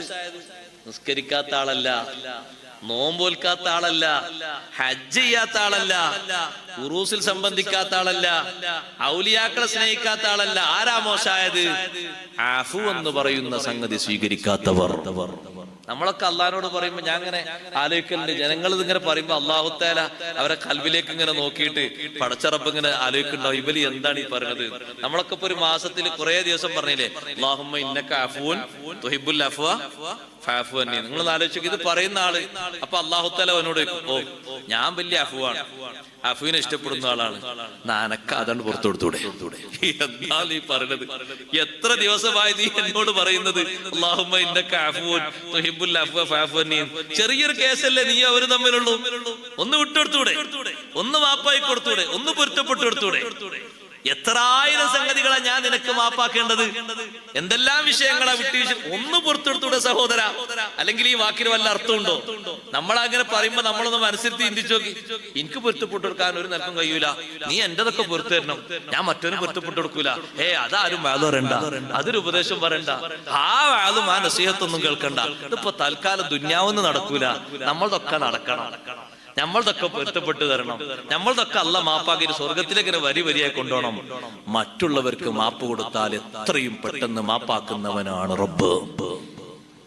എത്ര പെട്ടെന്ന് അള്ളാഹു മാപ്പാക്കുന്ന അറിയാം. അള്ളാഹു അതിന് തൗഫീക്ക് നൽകട്ടെ. എന്റെ പെങ്ങന്മാരോട് ഉമ്മമാരോടൊക്കെ ഞാൻ പറയട്ടെ, വിട്ടുവീഴ്ചയില്ലാത്ത ആ ഒരു മനസ്സ് അതുണ്ടായിട്ട് നല്ല സൗന്ദര്യമുള്ള മുഖം ഉണ്ടായിട്ട് ഒരു കാര്യമില്ല. അത് ഏതുപോലെയെന്നറിയോ നിങ്ങൾ? പണ്ട് കാലത്തൊക്കെ ഉദാഹരണം പറയലുണ്ട്, നമ്മൾ ഉപയോഗിക്കാത്ത ക്ലോസറ്റ് പോലെ എന്ന് പറയില്ല, അതേ മോഡലാണ്. ഉപയോഗിക്കാത്തൊരു ക്ലോസറ്റ് ഇല്ലേ, കാണാൻ കുഴപ്പമുണ്ടോ? ഒരു കറിയില്ലല്ലോ, ഉപയോഗിച്ചിട്ടില്ലല്ലോ, വീട്ടിലൊക്കെ ഉണ്ടല്ലേ, അതേ മോഡലിലാണ്. ഉള്ളിലൊരു നിലക്കും വിട്ടുവീഴ്ച ചെയ്ത് കൊടുക്കാനോ മാപ്പ് കൊടുക്കാനോ ഒരുക്കല്ല. ആര് പറഞ്ഞാലും മാറൂല, ഏത് വാത് ഇട്ടാലും മാറൂല, ഏത് രോഗം വന്നാലും മാറൂല, ഏത് ഹജ്ജിന് പോകാണെങ്കിലും മാറൂല. അങ്ങനെ തന്നെ ഒരു നൃത്തം വല്ലാത്തൊരു ഭീകരം തന്നെയാണ്. അള്ളാഹു നമ്മെ കാത്തിരക്ഷിക്കട്ടെ. അഫ്ളലു അഖ്ലാഖിൽ മുസ്ലിമീന അൽ അഫൂ. മുസ്ലിങ്ങളെ സ്വഭാവങ്ങളിലെ ഏറ്റവും നല്ല സ്വഭാവം അൽ അഫൂ, വിട്ടുവീഴ്ചയാണ്.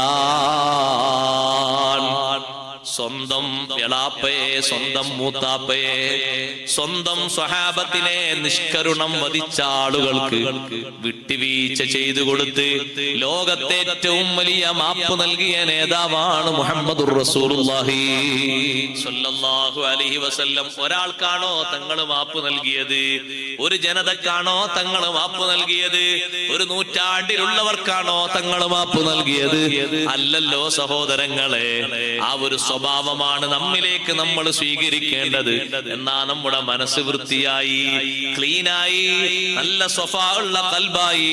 അല്ലാഹു നമുക്കതിന് തൗഫീഖ് നൽകട്ടെ. നമ്മുടെ കൽബ് അല്ലാഹു തആല നന്നാക്കി തരട്ടെ. നീറുന്ന പ്രശ്നങ്ങൾക്ക് വരെ മഹാന്മാര് മാപ്പ് കൊടുത്തില്ലേ?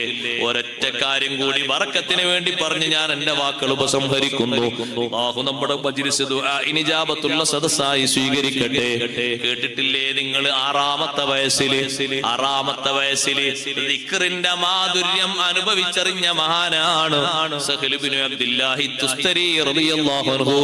സഹൽ ഇബ്നു അബ്ദുല്ലാഹി റളിയല്ലാഹു അൻഹു പാതിരാത്രിയിൽ തന്റെ അമ്മാവൻ എഴുന്നേറ്റ് നിസ്കരിക്കുമ്പോ ആ നിസ്കാരം ഇങ്ങനെ നോക്കി മഹാനവറുകൾ എഴുന്നേറ്റിരിക്കും. കുട്ടിക്കാലത്ത് അന്ന് 5 വയസ്സായിട്ടുള്ളൂ. അമ്മാവൻ നിസ്കരിക്കുന്ന തഹജ്ജുദൊക്കെ നോക്കുമ്പോ അമ്മാവൻ പറഞ്ഞു, സഹിലേ നീ ദിക്ർ ചൊല്ലാൻ ഒരുക്കമാണോ? ഞാൻ ഒരുക്കമാണ് അമ്മാവാ, എനിക്ക് ദിക്ർ പറഞ്ഞു തരൂ.